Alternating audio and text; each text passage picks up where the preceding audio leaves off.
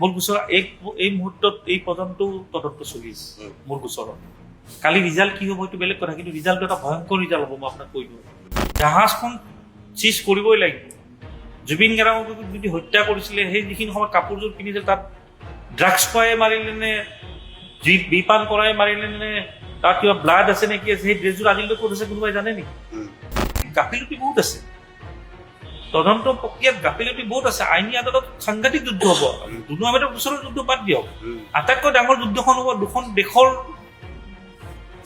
এই দুটা ৰায়। মই লগালগ চাৰ্টিফাইড কৰিবলৈ মই ছিংগাপুৰ যাম, যে আপোনালোকে যিটো সাধাৰণ মৃত্যু কৈছিলে আৰু সকলোকে যে জেৰা কৰিছিলে, তাৰে যোন 5-7জন গ্ৰেপ্তাৰ হৈছে আৰু তাৰে 5জন দোষী সাব্যস্ত হৈছে হত্যাৰ গোচৰত। বাকী 11জনটো ছিংগাপুৰত আছে। ছিংগাপুৰত থাকি বুলি সিহঁতক সাৰি যাব নোৱাৰে। ছিংগাপুৰ আৰক্ষীয়ে অলপ আগতে আপুনি কৈছিলে যে তাতো ভয়ংকৰ কথা হ'ব, কিন্তু তাৰ তদন্তটো ভয়ংকৰ কথা। এই চাৰ্জশ্বিটখনৰ পিছত হ'ব না, মই বুজিছো। মই কি কৈছো, ঘৰৰ ল'ৰাৰ কাৰণে জুবিন গাৰ্গক কোনে গুৰুত্ব দিলে মোক কওক। কাৰোবাৰ ঘৰৰ ল'ৰা তেওঁ না না না, মই কথাটো এইটোৱে সুধিছো, জুবিন গাৰ্গক চৰকাৰে গুৰুত্ব দিলে নাই দিয়া? সকলোকে পিপলছ টিভিলৈ আদৰিছোঁ। আজি আপোনালোকৰ সন্মুখত পডকাষ্ট উইথ অনুপম চক্ৰৱৰ্তী। আজিৰ এই অনুষ্ঠানত মোৰ সৈতে অতিথি হিচাপে আছে, আপোনালোকে এইকেইদিন সাংঘাতিকভাৱে তেখেতক জানিছে, বুজিছে, আৰু জুবিন গাৰ্গৰ বাবে যুদ্ধ কৰা মানুহজন দুলু আহমেদ। দুলু আহমেদ, স্বাগতম জনাইছোঁ মোৰ পডকাষ্টলৈ। আৰু সুদীৰ্ঘ সময় আপুনি যথেষ্ট যুদ্ধ কৰিছে, সকলোৱে দেখিছে অসমৰ মানুহে। প্ৰথম মোৰ জানিবলগীয়া বিষয়টো, যেতিয়া দুলু আহমেদে জুবিন গাৰ্গৰ কাৰণে সাংঘাতিকভাৱে যুঁজি আছে, তেতিয়া মোৰ মনলৈ এটা প্ৰশ্ন আহি আছিল যে মই ইয়াৰ আগতে মই জুবিন গাৰ্গৰ লগত দুলু আহমেদক কম দেখিছোঁ, বৰ বেছিও দেখা নাই। এনেই 3,50,00,000 মানুহেই জুবিন গাৰ্গৰ গুণমুগ্ধ। তথাপি ক'ৰবাত কেতিয়াবা স্পেচিয়েল থাকে, বিশেষ হৈ থাকে। দুলু আহমেদৰ কাৰণে জুবিন গাৰ্গ ক'ৰবাত বিশেষ হৈ আছিল নেকি? বহুত কথা আছে এইটো, তেনেকুৱা ধৰণৰ। ধৰি লওক, মই যিকোনো কামৰ প্ৰচাৰবিলাক বেছি নকৰোঁ, তথাপি যিহেতু আপুনি খুব কথাটো সুধিছিলে যে কিয় মই ইমান লাগিছোঁ, প্ৰথম কথা এইটো মোৰ দায়িত্ব। মই যদি তেওঁৰ লগত এটা সম্পৰ্ক নাথাকিলেও হয়, মোৰ দায়িত্বটো মই পালন কৰিলোঁ। কিন্তু আহি গ'ল এটা সম্পৰ্কৰ কথা। সম্পৰ্কৰ কথাটো ক'ব গ'লে তেওঁৰ লগত মোৰ 4-5টা স্মৃতি জড়িত হৈ আছে, আৰু ভাল পাব অসমৰ ৰাইজে। প্ৰথম হৈ গ'ল তেখেতৰ লগত মোৰ চিনাকি 2003 চনত মই পশ্চিম গুৱাহাটী ৰঙালী যিখন আমাৰ বিহু সন্মিলন, বহুত পুৰণি, আমাৰ ভূপেন হাজৰিকাদেৱৰ মঞ্চ বুলি ক'লেও ভুল নহয়। মই সাধাৰণ সম্পাদক আছিলোঁ এইখন বিহুত। সেইদিনাখনত জুবিন গাৰ্গৰ কাৰ্যসূচী আছিলে, আৰু জুবিন গাৰ্গৰ সেইখিনি সময়ত যিটো ষ্টাইলটো, মানে তেওঁ আজি যি ধৰণৰ থাকে একেটাই তেওঁ গৈছে। আমি মানে মই ধৰি লওক বিহুখনত মই জেনেৰেল ছেক্ৰেটাৰী, মোৰো বিভিন্ন ধৰণৰ দায়িত্ব। তাৰপিছত একেবাৰে পুৰা ভেন চেঞ্চ লৈ এই আজি তেওঁৰ যিবিলাক ডাঙৰ ডাঙৰ গাড়ী, তেনেকুৱা ষ্টাইলতে গৈছে আৰু যোৱাৰ লগে লগে এটা বেলেগ পৰিৱেশ এটা হৈ যায়। তেওঁ যায় আৰু তেওঁ ধৰি লওক কাৰ্যসূচী কৰিব গ'লে খুব চিৰিয়াছ থাকে দেই, এনেইতো খুব সাধাৰণ। তাতে যায় গ্ৰীণ ৰুমত বহিল অলপ সময়, জাষ্ট আমি চাহ চিনাকি হ'লো। মোৰ প্ৰথম চিনাকি আৰু তেতিয়া, এনেইতো গানটো 93 পৰা তেওঁ এইবোৰ শুনি থাকোঁ বাৰু। মোৰ গাড়ীত আপুনি চাব জুবিন গাৰ্গ 1 ফল্ডাৰটো বনোৱাই থাকে। তাৰপিছত তেওঁ মঞ্চৰ পৰা নামিলে, নামাজত ভালদৰে বহিলে। কিবা আমাৰ বিহু কমিটিৰ অকণমান পইচা কম হ'ল, কাৰণ এটা যেতিয়া ইমান ডাঙৰ বৃহৎ টিম এটা লৈ গ'লেতো আৰু খৰচ এটা থাকেই। মই মানে অলপ হেৰি কৰি ক'লো যে অলপ কম হৈছে, কালি দিলে হ'ব। একো নাই, এইবিলাক সাধাৰণ কথা, একদম সাধাৰণভাৱে ক'লে, নিদিলেও একো নাই বুলি কৈছে। সেইটো হ'ল চিনাকি। তাৰপিছত মই ইমান ডাঙৰ ছিংগাৰ আৰু ইমান সাধাৰণভাৱে থাকে, এটা মনত ভাল হ'ল। 2003 চনৰ মই আজি মেগাজিনখন দিম, আছে মোৰ ঘৰতে। তাৰপিছত মই 2005 চনত মোৰ পত্নীৰ এখন চিনেমা নিৰ্মাণ কৰিলোঁ, স্নেহবন্ধন বোলছবি। আৰু আমাৰ ডাইৰেক্টৰ আছিলে গগন অধিকাৰী, শিশু সাহিত্যিক, তেখেতৰ পুত্ৰ দেৱজিৎ অধিকাৰী। আৰু মৃণাল দা আমাৰ ঢুকাল এক্সিডেণ্ট হয়, মৃণাল কান্তি। আমাৰ সংগীত আৰু হেৰিত নন্দ দা আছিল, খুব ভাল চিনেমা এখন, নন্দ বেনাৰ্জী। তাৰপিছত মই ক'লো যে দেৱজিৎক, দেৱজিৎ জুবিনৰ গান লাগিব, কিন্তু কৈছে যে 2টা গান গোৱাব লাগিব। ক'লো যে হ'ব। জুবিনৰ লগত দেৱজিৎৰো চিনাকি, ক'লে হ'ব, মই কথা পাতিম।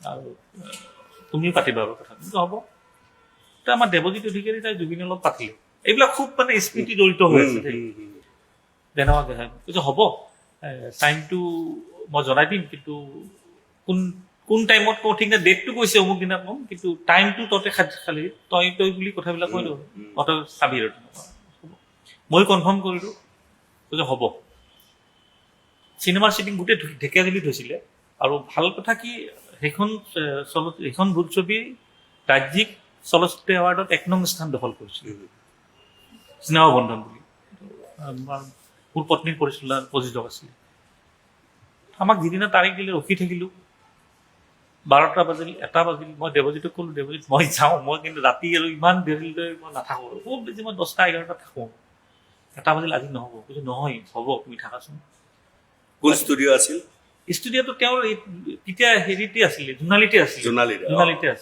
ষ্টুডিঅ'টো তাৰপিছত ক'লে অলপ ৰখা মই নোৱাৰোঁ কাৰণ আকৌ ৰাতিপুৱালৈ ৰখি থাকিবতো সম্ভৱ লাগে মই কি কৰিলোঁ গুচি আহিলোঁ অহাৰ পিছত ৰাতিপুৱা মোক দেৱজিতে ফোন কৰিছোঁ তুমি গুচি অহাৰ পাছতে ফোন আহিছিলে মই তোমাক আৰু দিগদাৰী নকৰিলোঁ মই যাই গানকেইটা কমপ্লিট কৰিলোঁ 20 মিনিটত 2টা গান কমপ্লিট কৰি দিলোঁ গানকেইটা আছে আপোনালোকৰ সংবাদ মাধ্যমত স্নেহ বন্ধন বহুত আহে ছবিখন ভাল লাগিল এইটো 2005 চনৰ কথা তাৰপিছত ধৰি লওক তেওঁৰ লাইনটো বেলেগ মোৰ লাইনটো বেলেগ মই খুব কম লগালগি হওঁ দেখা দেখি মানে প্ৰায় কমেই বুলি ক'ব লাগিব আৰু কেতিয়াবা হয়তো ফোনত মাৰিলে তেওঁ কেতিয়াবা ফোনটো নুঠায় কেতিয়াবা খুব ৰেয়াৰ আৰু হঠাৎ কি হ'ল আপোনাৰ এইটো বিৰাট হাঁহি উঠা কথা মই বম্বে যাব ওলাইছিলোঁ কিবা এটা যাব ওলাওঁতে মোৰ লগত ক্ৰিকেটাৰ আমাৰ নিশান্ত বৰদলৈ আছিলে এয়াৰপৰ্টত আমি 2টা লগালগি হ'লোঁ নিশান্তই ক'লে দোস্তি মই বম্বে যাই তেতিয়া কিংফিচাৰ এয়াৰলাইন্স আছিলে ডাইৰেক্ট গুৱাহাটীৰ পৰা বম্বে যায় এইটো আপোনাৰ 2012-13ৰ কথা হ'ব দেই ক'লে যে এনেকুৱা বম্বে মই এটা কাৰণে নিশান্তই মোক ক'লে যে আমি চিট 2টা একে কৰি ল'ব ব'লা 3 ঘণ্টাৰ টাইমি অলপ আড্ডা মাৰি কিনে যাম আৰু হ'ব আমি কাউণ্টাৰত গ'লোঁ যে আমাৰ টিকেটটো একে মানে চিটটো এক কৰি দিব লাগে আমাক এ আৰু বি চিট দিলে 2 নম্বৰত কিবা 1000 মান টকা চাৰ্জ এক্সট্ৰা লৈ আমাক 2 নং চিটটোত 3টা থাকে নহয় চিট 3টাত আমাক 1 নং আৰু 2 নংটো দিলে আমি ঠিক বিমানত উঠিলোঁ দেখা পাইছোঁ আমাৰ চিটটোত 3টা থাকেতো কোনোবা এজন পুৰা গাত চাদৰলৈ শুই আছে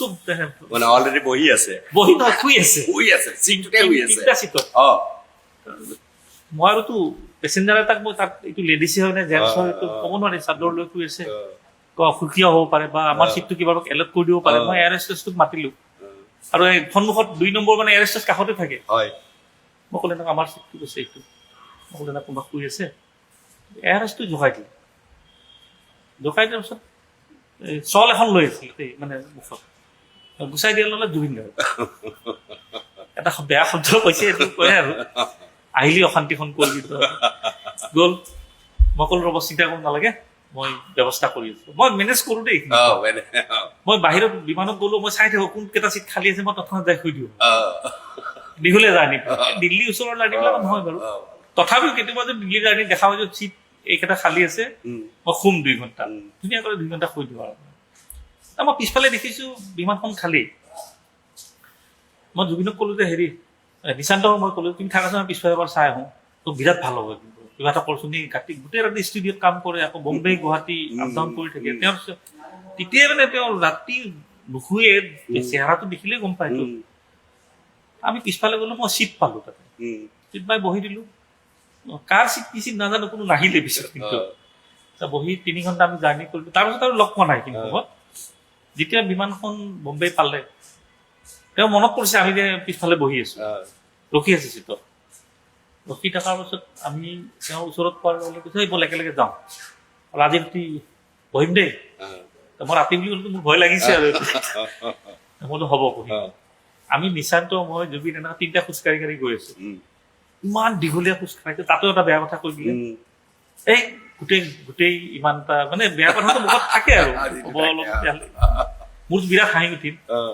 কৈছে আজি ৰাতি আহিবি 1টা 2টা বজালৈ মোৰ শেষ হৈ যাব একদম মই চিয়ৰ যাম আৰু নিশান্তক মই তুমি যাই থাকিব মই গোটেই নাযাওঁ দেখা ল'ব সেইদিনাখনে গ'ল তাৰপিছত বিশ্বকাপ চাব তেওঁ যায় দেই, এতিয়ালৈ তেওঁ 3টামান, মই 5টামান চালো, তেওঁ 3টামান চালে। যোৱাবাৰ কাটাৰতো গৈছিলে, মই লগ নাপালো। তাৰ আগত ৰাছিয়াও গৈছিলে, আৰু ৰাছিয়াৰ আগত ব্ৰাজিল হয়তো নগ'ল। তেওঁ 2-3টা চাইছে, খেলাৰ বহুত চখ আছিলে। ৰাছিয়াটো মোৰ মনত আছে। ৰাছিয়াত তেওঁৰ কিবা এটা কাহিনী আছিলে। 2019 চনত যেতিয়া কভিডৰ বন্ধ হৈছিলে, মোৰ এটা কাৰ্যসূচীত বহুত অসমীয়া যুৱক যুৱতী জড়িত আছে, আমাৰ সংবাদ মাধ্যমৰ লগতে জড়িত। মই আমাৰ তাৰে যিখিনি অসমীয়া যুৱক যুৱতী আছে, ক'লে দাদা জুবিন দাও ফ্ৰী আছে, এবাৰ জুবিন দাদাৰ অপেনিং কৰিলে ভাল হয়, আমিও ক'ম এবাৰ আপুনি ক'ব। হ'ব। তাত মই ক'লো প্ৰথমে তোমালোকে কোৱালে, এই কভিডৰ সময়ত মানে আমি ইয়াতে অলপ বিজি থাকিম, আপুনি এইটো অপেনিং কৰি দিব লাগে। ক'লে যে এইবিলাক স্মৃতিৰ কথা দেই, মানুহে হয়তো বহুত ভাবিব পাৰে যে দুলু আহমেদে বেছি দেখাই আছে, এইবিলাক গোটেই ডাটাই ক'বতো কথাবিলাক। তেখেতসকলে গ'ল, দাদা কভিডৰ সময়তো কাৰো অৱস্থাই নাই, আৰ্থিকটো একেবাৰে জুৰুলা হৈ গৈছে, দাদা এইটোত আপুনি আহিব লাগিব। ক'লে হ'ব, মোৰ বুলি কৈছে আৰু। ক'লে এবাৰ মোক ফোন কৰিলোঁ, মই ফোন কৰিলোঁ, কৈছে হেৰি কৰি মোৰ ড্ৰাইভাৰটো নাই, তই গাড়ীখন পঠাই দিবি। বোলে হ'ব, এটা ডেট ফিক্স কৰি গাড়ীখন পঠাই দিলোঁ মই। আমাৰ তেওঁৰ আৰু পত্নী একেবাৰে মোৰ যিখন মোৰ হোটেলখনত, তাৰে ওপৰত মোৰ কাৰ্যালয়টো, তাত ইণ্টাৰভিউটো লৈছে। 1 ঘণ্টা, প্ৰায় 2 ঘণ্টা আছিলে, আমি একেলগে ৰাতি ডিনাৰ কৰিলোঁ। তাৰে ফটো মই ছ'চিয়েল মিডিয়াত দিছোঁ আপোনাৰ। মানে তেওঁ যেতিয়া আমি এই ঘটনাটো হ'ল, প্ৰায় 2 ঘণ্টা বহি তাত তেওঁ ধুনীয়াকৈ কথা বতৰা পাতিলে, এটা সাক্ষাৎকাৰ এটা ল'লে, আৰু ক'লে যে ভাল লাগে অসমীয়া ল'ৰা ছোৱালী সংস্থাপন হ'ল। তেওঁ চিন্তাধাৰাটো এইটো। কিন্তু তেওঁৰ কথা হ'ল যে জুবিন দাৰ ক'ৰবাত গ'লে বহুতে ভাবে যে প্ৰত্যেকটা জেগাত গ'লে যদি কিবা তেওঁ মানুহ দিলে বুলি, ভুল কথা এইটো। তেওঁ য'ত ল'ব লাগিব তেওঁ কৈ দিয়ে, মোক এইখিনি থাকিব, সেইটো আৰু বেয়া পাই লাভ নাই। কিন্তু এইবিলাক কাৰ্যসূচী তেওঁ কৰে, নহয় ইয়াত অসমীয়া ল'ৰা ছোৱালী সংস্থাপন পাইছে, ইয়াত মানে মোক নালাগে সংস্থাপন। তেতিয়া মই জুবিন গাৰ্গক ক'লো যে হাজোত চিনেমা হল নাই, 19ৰ কথা দেই, হাজোত চিনেমা হল নাই, হাজোত মই এটা চিনেমা হল বনাই আছো, আৰু ইতিমধ্যে মই জুবিন গাৰ্গৰ নামেৰে নামাকৰণ কৰিম বুলি ইতিমধ্যে বাতৰি ওলাইছে। আচ্ছা। আৰু মই ছ'চিয়েল মিডিয়া পেজতো দিছো। তাত এটা হাজো বুলি ক'লে আজিকালিতো ছবিগৃহ বহুত জেগাত হৈ আছে, এই মাল্টিপ্লেক্স বিলাকে হওক বা, তেতিয়া মই ক'লো যে হাজোৰ মানুহতো বহুত চিনেমা চাব ইচ্ছা কৰে, হাজো বুলি ক'লে ৰঙিয়া শুৱালকুছি গোটেই কভাৰ কৰে, ডাঙৰ অঞ্চল এটা। মই ক'লো এনেকুৱা মই অলৰেডি ডিক্লেয়াৰ কৰি দিছো, কাম চলি আছে, আজিও কাম চলি আছে। সেইটো তোমাৰ নামত হ'ব, আৰু তাত ভূপেন হাজৰিকাৰ নামত এটা প্ৰেক্ষাগৃহ আছে, 10 তলা বিল্ডিং, এতিয়ালৈ 4 তলা কমপ্লিট হৈ গ'ল। চিনেমা হলটো যিহেতু লাষ্টত হ'ব, সেইকাৰণে অকণমান সময় লৈছে। তাৰ মাজত কভিডত 2বাৰ বন্ধ গ'ল, 2 বছৰ বন্ধ গ'ল। তেতিয়া ক'লে মই হ'ব, মই অপেনিং কৰি দিম। বিৰাট ভাল খবৰচোন এইটো, মই অপেনিং কৰি দিম। হ'ব। তাৰপিছত এইটো হৈ গ'ল লাষ্ট তেওঁৰ লগত মোৰ দেখা দেখি। মই কি চিনেমাৰ কথা ক'লো, মোৰ চিনেমাত গান গালে ক'লো, মই ফ্লাইটত পালো, মোৰ তাত কাৰ্যসূচীত অপেনিং কৰিলে, চিনেমা হলৰ কথা ক'লো, এইবিলাকে চিনেমা হল উদ্বোধন কৰাৰ কথা আছিল জুবিন গাৰ্গে। মানে চিনেমা হলৰ আমাৰ যিটো ফাউণ্ডেশ্যনৰ কাম উদ্বোধন কৰাৰ কথা আছিল, তেওঁ কিবা বিশেষ কাৰণত হয়তো ক'ৰবাত গুচি গ'ল। আদিত্য পাঞ্চলে অপেনিং কৰিলে পিছত, আমাৰ বলিউডৰ যিগৰাকী, আৰু ভূপেন হাজৰিকা দেৱৰ হলটো হোৱাৰ পিছততো জুবিন গাৰ্গে আহিলে, তেওঁৰ নামত আজিও আছে। এইবিলাক কি নাম হ'ব চিনেমা হলটো?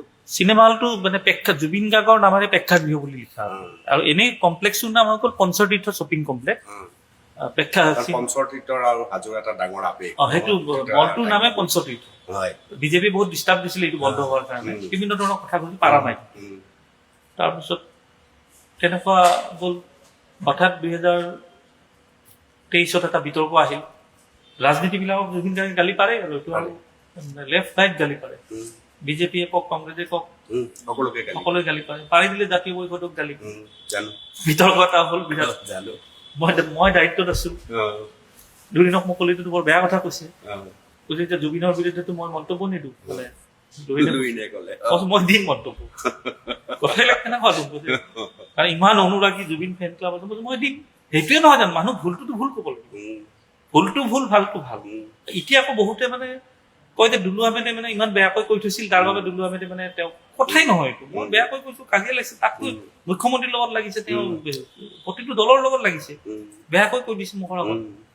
এতিয়া ময়ো এটা প্ৰতিক্ৰিয়া দিলো যে এইটো বেয়া কথা কৈছে, কাৰণ মই এটা দলত আছোঁ, সেই দলটোক ফটো এণ্ট্ৰি পটোৱা বুলি ক'ব নাপায়।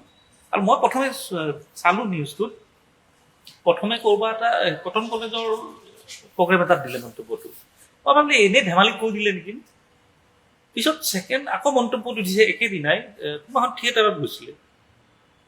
হেৰি ফাল্টু হয়, কা আন্দোলন কৰিম বুলি আহি লুৰিনে দল খুলিছে, পটুৱাই হয় বুলি এনেকুৱা ক'লে দেই। মই দুবাৰ তাৰমানে এইটো ইণ্টেনশ্যনলি কৈছে আৰু মই দিলোঁ প্ৰতিক্ৰিয়া, বিৰাট বিতৰ্ক হ'ল, জানো মনত আছে। ভয়ংকৰ বিতৰ্ক হ'ল আৰু কোনোবা এতিয়াও দেখাই থাকে। নাই তেতিয়া জাতীয় পৰিষদত মাত মতা মানুহটো আপুনিয়ে আছিল।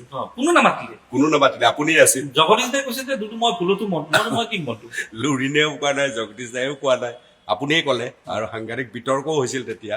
অৱশ্যে আপোনাৰ প্ৰত্যুত্তৰ আৰু জুবিন গাৰ্গে দিয়া নাই। নহয় দিছে, তাত ক'লে ভুল হ'ব। জুবিন গাৰ্গে কথাটো ৰিয়েলাইজ কৰিলে, এটা টক শ্ব' হ'ল। টক শ্ব'ত জুবিন গাৰ্গৰ লগত থাকে জয়ন্ত, কি নাম আছিলে, জয়ন্ত কাকতি।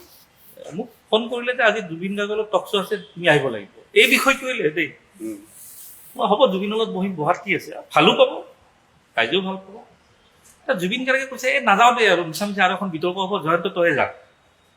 জয়ন্ত আহিলে মই বহিলোঁ তাত।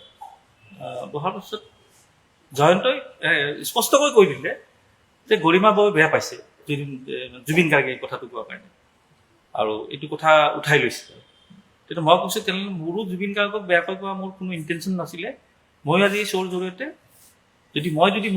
মোৰ যদি কথাই যদি তেখেতক কিবা দুখ দিছে, মই উঠাই লৈছোঁ। আৰু তাৰপিছত মই মোৰ ছ'চিয়েল মিডিয়া পেজত মই এপলজিও কৈছোঁ যে মই কঠোৰ ভাষা মই প্ৰয়োগ কৰিছিলোঁ, তাৰ বাবে মই ক্ষমা প্ৰাৰ্থী। বিষয়টো তাতেই শেষ, একো নাইতো বিষয়টো। মানে আমাৰতো একেবাৰে মাৰপিট কিবা জেল জৰ্জি হোৱা নাই নহয়, এটা ৰাজনীতি আৰু জুবিনে কৰে এইটো। মই একো প্ৰতিক্ৰিয়া দিলোঁ, তাৰপিছত তেওঁ ৰিয়েলাইজ কৰিলে, গৰিমা বৌ ৰিয়েলাইজ কৰা বুলি ক'লে, কথা শেষ তাতে। এতিয়া সেই বিতৰ্কত মাজে মাজে কোনোবাই একাংশ দুষ্ট চক্ৰ ওলালেও কিন্তু মই যিটো ছাৰ্ভিচ দি আছোঁ মানে ন্যায়ৰ ক্ষেত্ৰত, মানে মোক কোনো এইটোত লাগিব, জীৱিত থকা আছে। এখন এটা কিবা পৰা বিতৰ্ক হ'ল, সেই বুলি মানুহটোক হত্যা কৰি দিলে কি মই ন্যায় নিবিচাৰিম? মইতো ন্যায় বিচাৰিমেই। গতিকে তেনেকুৱা এটা সম্পৰ্ক এটা আছে। এইটোতো সাংঘাতিক এটা বিতৰ্কৰ কথাও নাহে বাৰু, হ'ল আৰু সৰু এইটো ৰাজনীতি যি নহওক। তাতকে ডাঙৰ কথাটো হৈছে ৯০ দশকৰ পৰা দুলু আহমেদে জুবিন গাৰ্গৰ গীত শুনিছে। দুলু আহমেদ আৰু পত্নীৰ চিনেমাত জুবিন গাৰ্গে দুটা গীত গাইছে। বিমান যাত্ৰাত শোৱাৰ প্ৰশ্নটো আছে। এইবিলাক কথাও তাৰ স্মৃতিয়ে আমনি কৰে মানুহক কেতিয়াবা। তাৰপিছত ১৯ ছেপ্টেম্বৰৰ পিছত দুলু আহমেদৰ কেনেকে আৰু জন্ম হ'ল ১৯ ছেপ্টেম্বৰৰ পিছত। ১৯ ছেপ্টেম্বৰত যেতিয়া প্ৰথম বাতৰি, মই তেতিয়া BTAD ইলেকশ্যনৰ নিৰ্বাচনৰ প্ৰচাৰত আছোঁ। ২০ তাৰিখলৈ প্ৰচাৰ আছিল, ১৯ তাৰিখৰ ঘটনা। হঠাৎ মোৰ তাত ফোন এটা আহিল যে জুবিন গাৰ্গ ঢুকাল। মানে মই এনেকুৱা এটা ভাবিলোঁ, নেমকেয়াৰত জুবিন গাৰ্গ মাজে মাজে এডমিট হৈ থাকে, মানে তেনেকুৱা কিবা এটা খুব চিৰিয়াছ হৈছে। পিছত দেখিলোঁ যে কথাটো সঁচা, বাতৰিত লাহে লাহে ওলাই আছে। আপুনিও যথেষ্ট, আপোনাৰো ভূমিকা যথেষ্ট আছে এই বিষয়টো। মই চাইছোঁ আপুনি মোক সমৰ্থন কৰিও পোষ্ট দিছিলে যে দুলু আহমেদে ছিংগাপুৰত ভাল গৈ গোচৰ দিছে, আমি সকলোৱে ধন্যবাদ জনালোঁ। বহুত ৰাইজে চাইছিল, বহুত লাখ তাত ভিউৱাৰ্ছ আছিলে। তাৰপিছত মই দেখিলোঁ যে ১৯, ২০, ২১, মই ১৯ তাৰিখে মই প্ৰচাৰ বন্ধ কৰি দিলোঁ। আমাৰ সাংসদগৰাকীক ক'লোঁ যে নাই, আমি এটা কাম কৰোঁ, কালি লাষ্ট যিহেতু কাৰ্যসূচী, আমাৰ আকৌ চাইনী ঘোষ সাংসদ আহিছিল সেইদিনাই, ডাঙৰ ডাঙৰ সভা আছিলে, কেঞ্চেল কৰি দিলোঁ চব। এখন কৰি বাকী কেঞ্চেল কৰি দিলোঁ। মই কালি ২০ তাৰিখ, কালি আমি সভা নকৰোঁ, কাৰণ কালি হয়তো ভিতৰতে আহিব। মই ভাবিলে বাৰু মই ছিংগাপুৰ গুচি যাওঁ। আৰু মোৰ ছিংগাপুৰ যোৱাত মোৰ অসুবিধা কিয় নাই, ছিংগাপুৰ আপুনি যদি ভিছা ল'ব যায়, ভিছা ল'লে এসপ্তাহ ১০ দিন লাগে। কিন্তু মোৰ আমেৰিকান ভেলিড ভিছা মোৰ ১০ বছৰৰ আছে।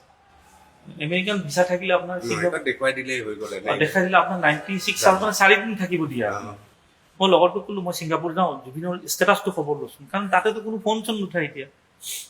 এই খবৰ চবৰ লৈ কিনে মোক ক'লে যে কালি ডেড বডি আহি পাব, তুমি আজি যাই কি কৰিবা? মোৰ বিৰাট ইচ্ছা আছিল দেই যাব, কাৰণ বিদেশত এনেকুৱা এটা ঘটনা হৈছে, জুবিন গাৰ্গৰ মৃত্যু হৈছে, বাকীবিলাকক পুলিচে ধৰিছে, কিবা এটা অড চিটুৱেশ্যন হোৱা নাই জানো? তাত যদি মই ইয়াৰ পৰা যাই অকণমান লাগি দিব পাৰোঁ, মোৰো ভাল লাগিব। পিছত দেখিলোঁ চৰকাৰখনো যথেষ্ট কিবা কিবি কৰিছে, নকৰা নহয়, যিখিনি ভাল ভাল, বেয়াখিনি বেয়া বুলি ক'ম বাৰু। নগ'লোঁ। মই ২০ তাৰিখে আমাৰ প্ৰচাৰ বন্ধ কৰি মই ৰাতিপুৱা ১২টা ১টা বজাত মই গুৱাহাটী আহি গ'লো। গুৱাহাটীতো পৰিৱেশে নাই, চাৰিওফালে একেবাৰে মানে কি হৈছে মানে কোনো নাজানে। তাৰপিছত 21 তাৰিখে ৰাতিপুৱা খুব সম্ভৱ তেওঁক বিমানেৰে আনিলে গুৱাহাটী। এইকাৰণে আনিলে, আমি বিমানত আনি প্ৰথমে ঘৰ কাহিলীপাৰ, তাৰপিছত সৰু সজাই, তাত দুদিন থাকি তাৰপিছত সোণাপুৰ। তাৰ লৈ চব ঠিকে আছিল। সেইখিনি কাৰণে চৰকাৰখনক প্ৰশংসা কৰিব লাগিব। সেইটো আৰু মই যিটো আকৌ কৈছো যে মই খুব স্পষ্টবাদী, ভালটো ভাল বুলি ক'ম, বেয়াটো বেয়া বুলি ক'ম। সকলোৱে জানে মোক, আপোনালোকেও দেখিছে। মানে মোৰ এবাৰ যদি মাথাত লাগি গ'ল মই এইটো কৰিম। তাৰপিছত বিতৰ্ক আৰম্ভ হ'ল। সেই বিতৰ্কবোৰ ইতিমধ্যে সংবাদ মাধ্যমত ওলাইছে। আপুনিও জানে, ময়ো জানো। চৰকাৰখনৰ মন্তব্য আহিল, মুখ্যমন্ত্ৰীৰ মন্তব্য আহিল, জাহাজৰ ভিডিঅ', অমুক তুমুক মাৰিলে, কেনেকুৱা মাৰিলে, বিভিন্ন ধৰণৰ কথা আহিল। এই মন্তব্য শাসক পক্ষৰো আহিছে, বিৰোধীৰো আহিছে, চবেই নামি গ'ল এই ফিল্ডত নামি যাওঁতে এটা অলপ অস্বস্তিকৰ এটা পৰিৱেশ আৰু পৰিস্থিতি হ'ল। এই অস্বস্তিকৰ পৰিস্থিতিৰ কাৰণে বিৰোধী শাসক পক্ষ সকলো সমানে দোষী এটা হ'ল। তাৰ মাজত হঠাৎ আশা এটা জাগিল, আপুনি ক'লে মই ছিংগাপুৰ যাম, সেই পৰ্বটোলৈ মই যাব খুজিছো। শাসক বিৰোধী এইবিলাক লাগি আছে, মুখ্যমন্ত্ৰীৰ সস্তীয়া কথা। বিৰোধীত আমিতো মুখ্য বিৰোধী নহয়, কিন্তু মুখ্য বিৰোধীত বহুত তেওঁলোকেও কিন্তু সস্তীয়া কথা কৈছে। আচ্ছা, মোক এতিয়া মই যদি ন্যায় যাত্ৰাত মোক যদি কোনোবা কয় দুলু আহমেদে ৰাজনীতিৰ মুনাফা ল'ব কৰিছে, মই আছো টিএমচি দলত, মোৰ কোনো সাংসদ নাই দলত, মোৰ কোনো বিধায়ক নাই, মোৰ কোনো চৰকাৰে নাই, তাতে মই ৰাজনীতি লোৱাৰ কোনো যুক্তিয়ে নাই। তাৰপিছত যদি দেখিলো বিতৰ্কটো বাঢ়ি আছে ছচিয়েল মিডিয়া, সংবাদ মাধ্যম, কিন্তু ন্যায় প্ৰক্ৰিয়াটো যি ধৰণে যাব লাগে কাৰো ইচ্ছা নাই তাতে। কাৰণ ঘটনাটো ছিংগাপুৰৰ মূল স্থান সেইটো। এইটো একেবাৰে সাধাৰণ, সকলোৱে জানে। ঘটনা য'ত হ'ব হেৰিটো ন্যায় প্ৰক্ৰিয়া তাৰ পৰা আৰম্ভ হ'ব, এইটো সকলোৱে জানে। হঠাৎ দেখিলো মুখ্যমন্ত্ৰী নে চৰকাৰৰ ষ্টেটমেণ্ট আহিল যে অসম পুলিচ ৰাওনা হৈছে ছিংগাপুৰ। মই ভাবিলো যে এই 4-5 দিন পিছৰ কথা, সম্পূৰ্ণ মিছা কথা এটা কৈ দিলে। প্ৰথম অসম পুলিচ ৰাওনা বুলি ক'লে, নাই। পিছত দেখিলো অসম পুলিচৰ কোনো কথাই নাই।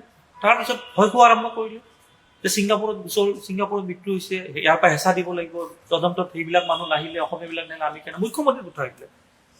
এতিয়া দেখিলো বিতৰ্কটো বাঢ়ি গৈ আছে, টাইম পাছ হৈ আছে। মই নহয়, কথাটোতো এটাতো ন্যায়িক প্ৰক্ৰিয়াটো কোনোবাইতো যাব লাগিব। আৰু ছিংগাপুৰত অসমৰ প্ৰশাসনে দিল্লীৰ জৰিয়তে ছিংগাপুৰত কি কৰিছে আমি কোনোৱে নাজানো। চৰকাৰে যিটো কয় সেইটো বিশ্বাস কৰিব লাগিব। অসমৰ ৰাজ্য চৰকাৰৰ মুখৰ ফালে চাই আছে। মই ডিচিশ্যন ললো, মই ছিংগাপুৰ যাম। সাংবাদিককো লগ কৰিলো। মই কৈছো যে মই যাতে প্ৰতিটো কথা কি হৈছে কি নাই হোৱা সংবাদ মাধ্যমক জনাই থাকিব পাৰো, তাৰ মই সাংবাদিকক লগ কৰিলো। কিবা কাৰণত নগ'ল, ভিছা টিজাৰ প্ৰব্লেম আহিল, নগ'ল। মই 25 দিন পিছত, মানে যোৱা 14 তাৰিখে মই অক্টোবৰ ছিংগাপুৰ অকলে গুচি গলো। কাৰণ ছিংগাপুৰ লৈ যাওঁ বুলি কাকো লৈ যাওঁ, আৰু জুবিন গাৰ্গৰ হত্যাৰ গোচৰ কোনোবা ভাল যাম বুলি ভাবিলেও কোনোবাই ৰৈ দিব। বহুত কথা, বহুত মানুহ এনেকুৱা থাকে ন। পইচা চাওক, পইচা হাজাৰ কোটি টকা থকা মানুহ আছে, ছিংগাপুৰ লগালগ যাব পাৰে। মোৰ নিচিনা তেনেকুৱা ভিছা থকা মানুহ বহুত আছে। বহুতে ঝেমেলাত কৰিব নিবিচাৰে। কি মাৰ্ডাৰ কেছ, তাক পুলিচে ধৰিব, পুলিচে সুধিব, কি উত্তৰ দিম, কি ক'ম। মই যিহেতু মোৰ বিদেশ ঘূৰা অভিজ্ঞতা বহুত বেছি, মই বাহিৰত যেতিয়া যাওঁ মোৰ মানে গাড়ীত ফাইন লাগেই পুলিচৰ, আমেৰিকান পুলিচৰ ফাইন লাগে, ছুইজাৰলেণ্ড পুলিচৰ ফাইন, এইবিলাক মই মানে পুলিচ পাইছো বহুত। আৰু মই ফটোও দিওঁ, মোৰ স্পীড লিমিট ক্ৰছ হৈ যায়, পুলিচ আহি গ'ল পুৰা, আহি ভদ্ৰভাৱে। আমাৰ ইয়াতে পুলিচে আহি আপোনাৰ গাড়ীখন পাৰিলে খুন্দা মাৰি ৰখাব। তাৰ একোজন অধ্যাপক কেনেকুৱা আহে মানে মই দেখিছো, মোৰ গাড়ীৰ পিছফালে এখন গাড়ী আহিছে একদম নীলা লাইট জ্বলি, মই শ্ল' কৰো, মই অভাৰটেক কৰোঁ, কেছ কৰোঁ, শ্ল' কৰি দিয়ে, নাই মোকে বিচাৰিছে, ৰখাই দিলো। আহিছিলে পাছপৰ্টখন, মানে বিষয়টো মই কৈ আছো। একেবাৰে সিহঁতৰ বন্দুক, চুৰি, বেল চব থাকে, দেখিলে ভয় লাগি যায়। মস্ত কলা, কিন্তু ব্যৱহাৰটো অধ্যাপকৰ দৰে, ব্যৱহাৰটো অধ্যাপক। আৰু মই ভাবিছো আমাক এবাৰ হাতেৰে ধৰি আমি ওলাব নোৱাৰো। আৰু বঢ়িয়া কৰি পাছপৰ্টখন বিচাৰে, দি দিওঁ। মইতো মোক হোৱাট ইজ দ্য ৰং, মোৰ ভুলটো কি, স্পীড লিমিট ক্ৰছ, কি কৰিম এতিয়া, ফাইন। মই দিয়ক ফাইন, এখন চালান কাটি দিয়ে, একো নাই, ডোন্ট ৱাৰি, তই ইণ্ডিয়াত যাই কিনে দি দিয়ে। পুৰা মেইল আহি গ'ল, মিটাৰ চলি গ'ল, আৰু আপোনাৰ একদিন লেট হ'ব, আপোনাৰ মিটাৰ বাঢ়ি গ'ল। তেনেকুৱা মই বহুত পুলিচ ফেচ কৰিছো। মই এবাৰ ছিংগাপুৰ পুলিচ ফেচ কৰিছো, মই আগে পিছে ছিংগাপুৰ পুলিচ ফেচ কৰা নাই। যাওঁ, দেখা যাব যি হয়। লখন চাই লৈছো আগে। আমাৰ ইয়াতে যে কৈ আছিল চৰকাৰখনে বিদেশত কোনোবা গ'লে এইটো হেৰি হ'ব, আইন ভংগ কৰা হ'ব, পৰ্যটকৰ ভিছাত যাব নোৱাৰে, কথাবিলাক ওলাইছিল নহয়। আৰু কোনোবাই যদি যাম বুলি ভাবে home ministry, consulate general, attorney general, তাৰপিছত ফৰেইন মিনিষ্টাৰ, বহুত মানে ইমান নিয়ম দেখাই দিছে, কোনোবাই যাম বুলি ভাবিলেও এইবিলাক ভয়ত নাযাব আৰু। মই দেখা যাওক কি হ'ব। ইণ্ডিগ' ল'লো গুৱাহাটীৰ পৰা, ডাইৰেক্ট ফ্লাইট নাছিল মই যোৱাৰ দিনা। কলিকতাৰ পৰা ছিংগাপুৰ, ভাড়াও কিমান কওকচোন, আচৰিত, 14,000 টকা। মাত্ৰ 14,000 নহয়, 11,000 টকা। আপুনি আজি দিল্লীৰ গুৱাহাটীৰ ভাড়া চাওক, 30-40,000 দেখাব। 11,000ত মই ছিংগাপুৰ পালোঁ। ছিংগাপুৰৰ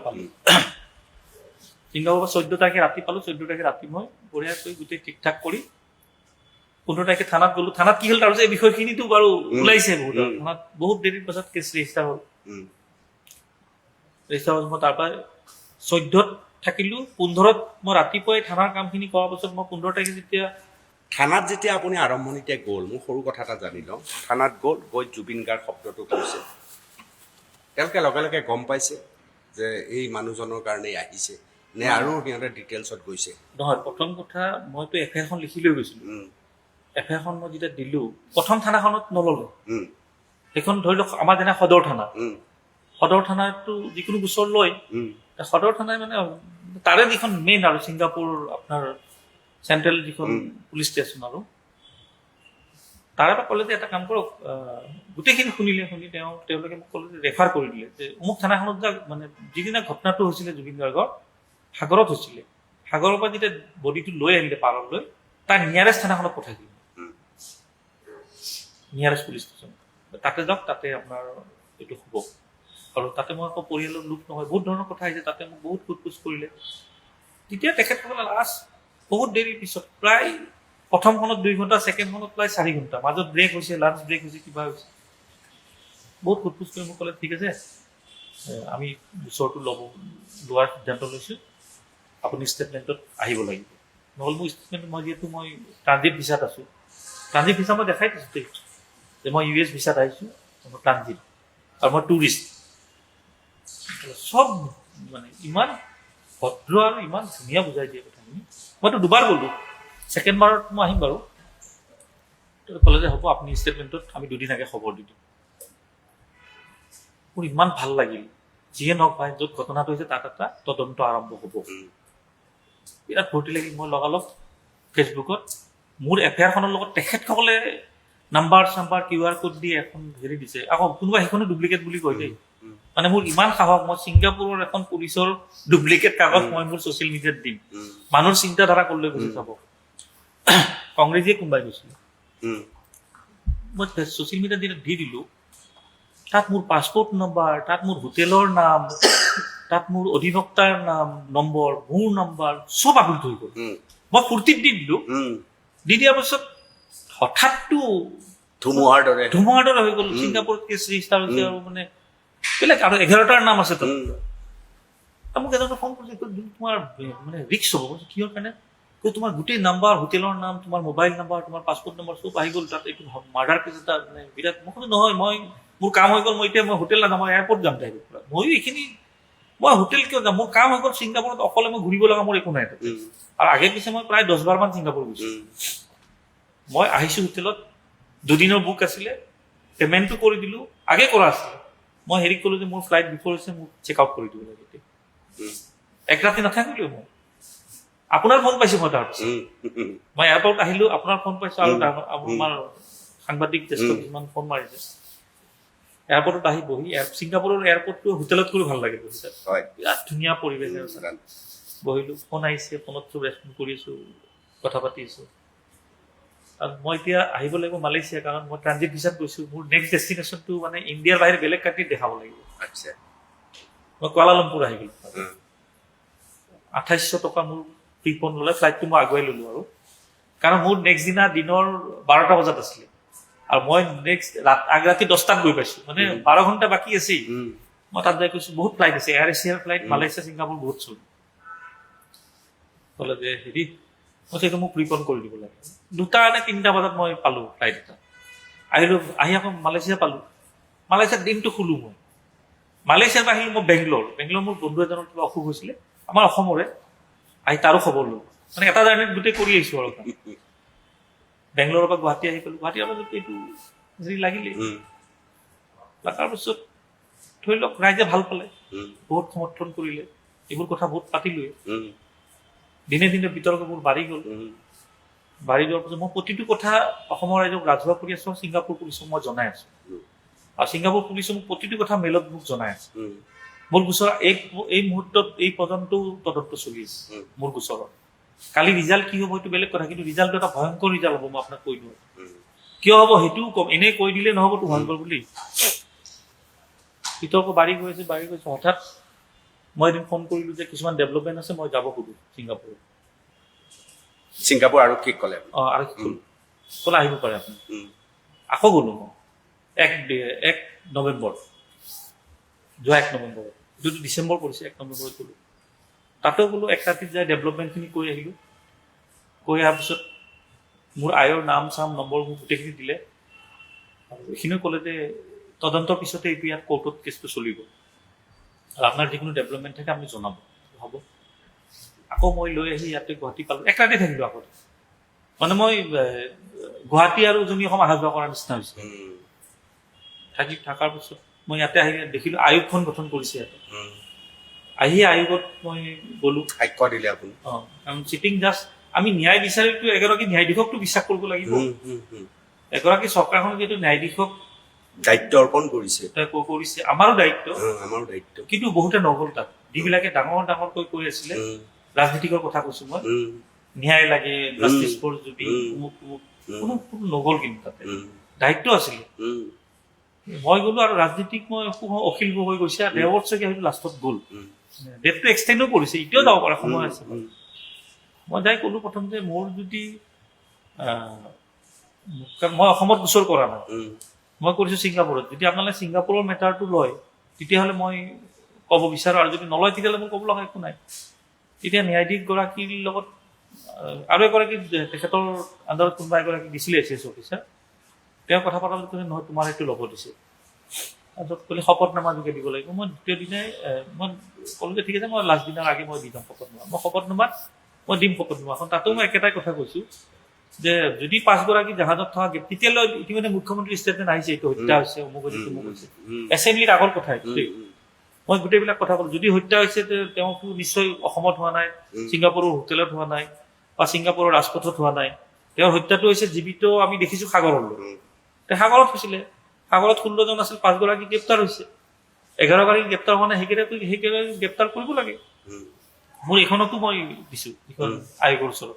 এটা আকৰ্ষণীয় প্ৰশ্ন,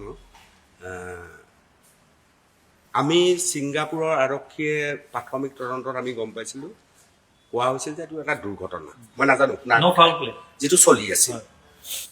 দুলু আহমেদ যেতিয়া ছিংগাপুৰলৈ গ'ল, আৰক্ষীৰ লগত কথা পাতিলে, দ্বিতীয় টাইম আকৌ ক'লে যে অলপ আপডেট আছে, মই ক'বলগীয়া আছে, সেই সময়ত কথাবিলাক লাহে লাহে সলনি হৈছে নেকি? বহুত সলনি হৈছে, তাতো সলনি হৈছে। তাৰমানে প্ৰথম তেখেতসকলে ভাবিছিলে যে কোনোবা এগৰাকী পৰ্যটক আহি ঢুকাল সাগৰত পৰি, খুব সৰুভাৱে ল'লে, একেবাৰে সাধাৰণভাৱে লৈছিলে। 16গৰাকীকে জেৰা কৰিছে তাত। আজি যিকেইগৰাকী জেলত আছে তেখেতসকলো জেৰাৰ সন্মুখীন হৈছে, চবকো যাব দিলে। আৰু সাধাৰণতে পষ্টমৰ্টম ৰিপৰ্টো ওলাল ছিংগাপুৰৰ, যে ব্ৰাউনিং বুলি কৈছে, পানীত ডুবি মৰিছে, আমি সকলোৱে জানো। কিন্তু দুবাৰ পৰিস্থিতি ক'ৰ পৰা কেনেকুৱা আহিল সেইটোৱে ডাঙৰ কথা নহয়। তাতে মুখ্যমন্ত্ৰী হত্যা বুলি এতিয়া ক'লে। ছিংগাপুৰ পুলিচৰ মই যেতিয়া গোচৰটো দিওঁ, তাৰ পিছদিনা এখন পত্ৰ ওলাইছিল 17 অক্টোবৰ। তাত এই কথাটো লিখিছিলে যে যিহেতু আমি প্ৰাথমিক পৰ্যায়ত, মই ইংলিছতে আছিল, মই কৈ দিওঁ, ইনিচিয়েল ষ্টেজত আমি এইটো দুৰ্ঘটনা বুলি কৈছিলোঁ। দুৰ্ঘটনা সাধাৰণ ডেথ আৰু নৰ্মেল ডেথ, ন' ফাউল প্লে, ইয়াত কোনো ৰহস্য নাই। তথাপিও যিহেতু ইছ্যুটো অলপ বাঢ়ি গৈ আছে, আমি ফাৰ্ডাৰ 3 মাহ সময় লৈছোঁ আৰু শেষ কৰি দিয়া নাই। কিন্তু তেখেতসকলে লাইনটো খুলি থৈ দিছে, যাৰ কাৰণে মোৰ গোচৰটোত সুবিধা হৈছে। খুব ইণ্টাৰেষ্টিং নহয় জানো এইটো? তাৰমানে প্ৰাথমিক তদন্ত কৰিলেও বাটটো খোলা ৰাখিছিল তেওঁলোকে, যদিও প্ৰাথমিকভাৱে ভাবিছিল এইটো পানীত ডুবি এটা ঘটনা ঘটিছে। এইটো মই এফআইআৰ দিয়াৰ পিছদিনাৰ কথা, 17 অক্টোবৰ, যোনটো গোটেই ডেটবিলাক মনত আছে। তাৰপিছত SIT গ'ল 1 মাহ 1 দিন পিছত, 21 তাৰিখ SIT গ'ল। আয়োগগৰাকী আজিলৈ যোৱা নাই। ইনভেষ্টিগেশ্যন অফিচাৰৰ কি ৰোল, আইন আদালতত যেতিয়া গোচৰটো চলিব, এইবিলাক কেছৰ মই কৈছো ন, যোন অধিবক্তা থাকিব কওঁতে এনেকুৱা ধৰে, আমি দেখিছোতো। আয়োগ কিয় দিছে? চাৰ্জশ্বিট বা যি হেৰি ইনভেষ্টিগেশ্যন অফিচাৰ প্লেচ অফ অকাৰেঞ্চত যাবই লাগিব, প্ৰাথমিক চৰ্ত। জাহাজখন চিজ কৰিবই লাগিব। জুবিন গাৰ্গক যদি হত্যা কৰিছিলে, সেই যিখিনি সময়ত কাপোৰযোৰ পিন্ধিছিল তাত ড্ৰাগছ খুৱাই মাৰিলে নে বিপান কৰাই মাৰিলে নে তাত কিবা ব্লাড আছে নে কি আছে, সেই ড্ৰেছযোৰ আজিলৈকে ক'ত আছে কোনোবাই জানে নেকি? কোনো নাজানে। ছিংগাপুৰত আছে নে অসমতে আছে কিবা জানে নেকি? কোনো গম নাপায়। গতিকে গাফিলতি বহুত আছে, তদন্ত প্ৰক্ৰিয়াত গাফিলতি বহুত আছে। আইনী আদালত সাংঘাতিক যুদ্ধ হ'ব। দুনু আহমেদৰ গোচৰৰ যুদ্ধ বাদ দিয়ক, আটাইতকৈ ডাঙৰ যুদ্ধখন হ'ব দুখন দেশৰ এই দুটা ৰায়। তাতে ছিংগাপুৰ পুলিচে প্ৰথম কৈ দিলে যে সাধাৰণ ডেট, মানুহখিনিক যাব দিলে। সেই তাৰে মানুহ 5জনক গ্ৰেপ্তাৰ কৰিলে, 7জনক কৰিলে, দোষী বুলি কৈ দিলে। নাম কোৱা নাই যদি এটা ধাৰণা কৰিব পৰা গৈছে অহা 12 তাৰিখলৈতো নামো প্ৰকাশ পাই যাব। গতিকে ইয়াতে যিহেতু সংখ্যা কৈ দিলে 5জন, এজনে মাৰিছে, 4জনে সহযোগ, তাকো কৈছে এছেম্বলিত। এই কথাটোৰ ওপৰত তাৰমানে নিশ্চয় এছআই আমাৰ যিখন চাৰ্জশ্বিট থাকিব তাৰ মিল থাকিব লাগে। মিল থকাৰ লগে লগে মই লগালগ চাৰ্জশ্বিটৰ চাৰ্টিফাইড কৰিবলৈ মই ছিংগাপুৰ যাম, যে আপোনালোকে যিটো সাধাৰণ মৃত্যু কৈছিলে আৰু সকলোকে যে জেৰা কৰিছিলে, তাৰে যোন 5-7জন গ্ৰেপ্তাৰ হৈছে আৰু তাৰে 5জন দোষী সাব্যস্ত হৈছে হত্যাৰ গোচৰত। বাকী 11জনটো ছিংগাপুৰত আছে। ছিংগাপুৰত থাকি বুলি সিহঁতক সাৰি যাব নোৱাৰে। মোৰ গোচৰটো দি তদন্ত চলি আছে, ভালদৰে কঠোৰভাৱে কষ্ট। কিন্তু দুলু আহমেদেতো এইটো কথা কৈছে যে অলপ পৰিস্থিতি ভয়ংকৰ হৈ গৈ আছে সেইফালেও। অলপ আগতে এই মতামতটো আপুনি দিছে। মই আপোনাক 12 তাৰিখৰ পিছত মই চাৰ্জশ্বিটৰ কপিটো যেতিয়া পাম, খুব সময় মই 15-16 তাৰিখে মই ছিংগাপুৰ যাম বুলি কৈছো, মানে যামেই আৰু। চাৰ্টিফাইড কপি যিদিনাই পাম সেইদিনাই যাম। যাই মই এই কথাখিনি কৈ আহিম, যিহেতু হত্যাটো জাহাজৰ সাগৰৰ লগত হৈছিলে, সাগৰত হৈছিলে, 5জন গ্ৰেপ্তাৰ হৈছে, ইহঁতৰ নাম আহিছে। কাৰ নাম আহিব এতিয়ালৈ নোচোৱাকৈ মই ক'ব নোৱাৰো। কালি যদি মুখ্যমন্ত্ৰী উল্টা ষ্টেটমেণ্ট দি দিয়ে, মই কৈছিলো পৰিস্থিতি চম্ভালিবৰ কাৰণে তেনেকুৱাটো একো পোৱা নাই। অফিচিয়েল কপিটো ওলাব লাগিব। আৰু ছিংগাপুৰে মুখৰ কথাত বিশ্বাস নকৰিব, তাততো গোটেই চাৰ্টিফাইড কপি লাগিব। কিন্তু মোৰ প্ৰশ্নটো, ছিংগাপুৰ আৰক্ষীয়ে অলপ আগতে আপুনি কৈছিলে যে তাতো ভয়ংকৰ কথা হ'ব, কিন্তু তাৰ তদন্তটো ভয়ংকৰ কথা। এই চাৰ্জশ্বিটখনৰ পিছত হ'ব। কাৰণ কিয় হ'ব, তেখেতসকলে এতিয়ালৈকে সাধাৰণ বুলি কৈছে, কিন্তু ফাৰ্ডাৰ 3 মাহ তেখেতসকলে টাইম লৈছে। 3 মাহটো উকলি যাব অহা জানুৱাৰীৰ 17 তাৰিখে। তাতে মোৰ গোচৰ আছে। তাৰপাছত ইয়াতে যেনেকৈ আদালতত চলিব তাৰো চলিব আদালত। মই আদালতৰ ডেভেলপমেণ্টটো কি হয় মই এবাৰ নেক্সট ভিজিটত আপোনালোকক কৈ দিব পাৰিম। এতিয়া চাব, আপুনি দুলু আহমেদটো চাইডত থৈ দিব পাৰে। এখন দেশে কৈছে হত্যা হৈছে, আৰু ক'ত হৈছে হত্যাটো বেলেগ এখন দেশ। আৰু যিখন দেশত হত্যা হৈছে তাৰে প্ৰশাসনে কি কৈছে সাধাৰণ ডেট। এতিয়া এইখন দেশে হত্যা কৰি গ্ৰেপ্তাৰ কৰা বুলি কোৱা সেইখন দেশৰ দায়িত্ব আহিল নে নাই? যে এই 16গৰাকী আমি ভুল মানুহ এৰি দিলো নেকি? তাতে পৰ্যটক, ছিংগাপুৰ পৰ্যটক বুলি কোৱাৰ লগে লগে এনেই ছিংগাপুৰ পুলিচ বুলি ক'লে ৱৰ্ল্ডৰ ভিতৰত 2-3 নং স্থানত আছে, ইমান কঠোৰ। তাতে আকৌ হত্যা। যদি এগৰাকী, মই জুবিন গাৰ্গ বাদ দিলো বাৰু, এগৰাকী পৰ্যটক, তাতে আকৌ গোটেই সমগ্ৰ বিশ্বত চৰ্চা হৈছে। তেওঁৰ ক্ষেত্ৰত যদি ছিংগাপুৰ পুলিচে হত্যা বুলি গম পোৱাৰ পাছতো যদি কেছটো গুৰুত্ব সহকাৰে নলয়, তাৰ ওপৰতো আকৌ আইনী আদালত আছে। মই সম্পূৰ্ণ সাজু। সেইকাৰণে মই কি কৈছো যে যিহেতু ষ্টেপ পাই গৈ আছো, তাত যোৱাৰ পিছত ছিংগাপুৰ পুলিচৰ কি ডেভেলপমেণ্ট হ'ব, মোৰ গোচৰটোত, অসমৰ গোচৰটোত কি হয়, মোৰ জানিব ইচ্ছা কৰা নাই। কাৰণ ইমান সস্তীয়া ফালে লৈ গৈছে মানে এই জুবিন হত্যাৰ গোচৰটো, মোৰ মানে ইচ্ছা নাই। মই মোৰ গোচৰৰ কথাই খবৰ ল'ম। আৰু চাৰ্জশ্বিটখন দিম। প্ৰথমবাৰ আৰু দ্বিতীয়বাৰৰ মাজত কি পাৰ্থক্য দেখিলে আপুনি? দ্বিতীয়বাৰ, প্ৰথমবাৰ যোৱাৰ লগে লগে মোক প্ৰথম ক'লে যে 48 ঘণ্টাত আমি আপোনাৰ কেছটো বহুত হাই চেঞ্চিটিভ মেটাৰ, এইটো আমি হায়াৰ অথৰিটিক পঠাই দিছোঁ, আৰু 48 ঘণ্টাৰ ভিতৰত আপুনি খবৰ পাই যাব। 48 ঘণ্টাৰ ভিতৰত খবৰ পাই যাব বুলি কোৱাৰ লগে 48 ঘণ্টাৰ ভিতৰত মোৰ তাত আহি গ'ল যে আপোনাৰ কেছত আমি আইঅ এপইণ্ট কৰিলোঁ। এইবাৰ যোৱাৰ লগে লগে মই সেই যিবোৰ ডেভেলপমেণ্ট আছিলে মই চব জনালোঁ। জনাৰ পিছত মোক ক'লে আপোনাৰ আইঅ'গৰাকীৰ নামটো লৈ লওক, আগষ্ট লিম বুলি, তেওঁৰ কণ্টেক্ট নাম্বাৰ চাম্বাৰ চব দি দিছে। আপোনাৰ গোচৰটো তেওঁ চাই আছে। SITৰ বা অসম চৰকাৰৰ গোচৰটো তাত কি হৈছে মই নাজানা বিষয় এটা মই ক'ব বিচাৰা নাই। কিন্তু মোৰতো যিগৰাকী চাই আছে, মুখ্যমন্ত্ৰী যিদিনাখনে ষ্টেটমেণ্টটো এছেম্বলিত দিলে, মই লগালগ মেইল কৰি মেইলবিলাক মই ৰাজহুৱা কৰি দিছোঁ। সেইটোক লৈও সমালোচনা কৰিছে। মুখ্যমন্ত্ৰীৰ জ্যেষ্ঠ ভাতৃয়ে সমালোচনা কৰিছে, পাইছেই যে দুলু আহমেদৰ গোচৰৰ কাৰণে ছিংগাপুৰ পুলিচ ৰখি আছে নেকি? ভালহে পাব লাগে, তোমালোকে উৎসাহ জগাব লাগে। গোটেই অসমৰ ৰাইজে মোক ভাল পাই আছে। মই যিয়ে নহওক, মইতো এটা ন্যায় যুদ্ধত মই লাগি আছো। মই বহি থাকিলো, মই কওঁতা আছিল নেকি? কোনো নাছিলে। মই বিচাৰিছিলো যিহেতু হত্যা হৈছে মোৰ, আৰু হত্যা বুলি কোৱাৰ লগে আৰু মই চিৰিয়াছ হৈ গলো। তাৰ মাজত যদি মোক সমালোচনা কৰে, তাৰমানে সেই ক'বলৈ জুবিন গাৰ্গৰ নাই বিচৰা নাই। বেলেগ কথা মই বাদ দিলো, মুখ্যমন্ত্ৰী জ্যেষ্ঠ ভাতৃ লণ্ডনৰ পৰা মোক ঠাট্টা কৰিছে। মই ইমান ডাঙৰ মানুহ নহয় ভাই, মই ডাক্তৰো নহয়, মই মুখ্যমন্ত্ৰীও নহয়, মই ইমান ডাঙৰ পৰিয়ালৰো নহয়, কিন্তু মোক ঠাট্টা কৰাটো উচিত হোৱা নাই। ঠাট্টাটো এটা ছিংগাপুৰ পুলিচে দুলু আহমেদৰ কাৰণে ৰখি আছে নেকি? তেওঁ সস্তীয়া প্ৰচাৰৰ কাৰণে বোলে এইবিলাক কাম কৰিছে। মোক কি প্ৰচাৰ লাগিব কওকচোন? মই 95 এখন দেশ ঘূৰা মানুহ, মোৰো অভিজ্ঞতা আছে। আমি সেই প্ৰাগজ্যোতিষ কলেজৰ পৰা ডিগ্ৰী কমপ্লিট কৰিছো, গোটেই পৃথিৱীখন দেখিছো। গতিকে মোক ঠাট্টা কৰি অভিজ্ঞতাৰ কথা কৈ লাভ নাই। মই প্ৰতিক্ৰিয়া কৰিছো। বহুতে কৈছে দুলু নকৰিবা, ক্ৰিয়া প্ৰতিক্ৰিয়া চলি থাকিব, কিন্তু নিজৰ কামো আপুনি কৰি আছে। মুখ্যমন্ত্ৰী জ্যেষ্ঠ ভাতৃয়ে ঠাট্টা কৰাটো এইটো অনুচিত। কাৰণ ৰাজ্যৰ মুখ্যমন্ত্ৰীয়ে কৈ আছে মই জুবিন গাৰ্গক সকলো ন্যায় দি আছো, আৰু ভাতৃগৰাকী কৈছে যে দুলু আহমেদে সস্তীয়া প্ৰচাৰৰ কাৰণে জ্যেষ্ঠ ভাতৃ। এতিয়া কোনে সস্তীয়া প্ৰচাৰ কৰিছে, কি কৰিছে, 12 তাৰিখটো যাব দিয়কচোন।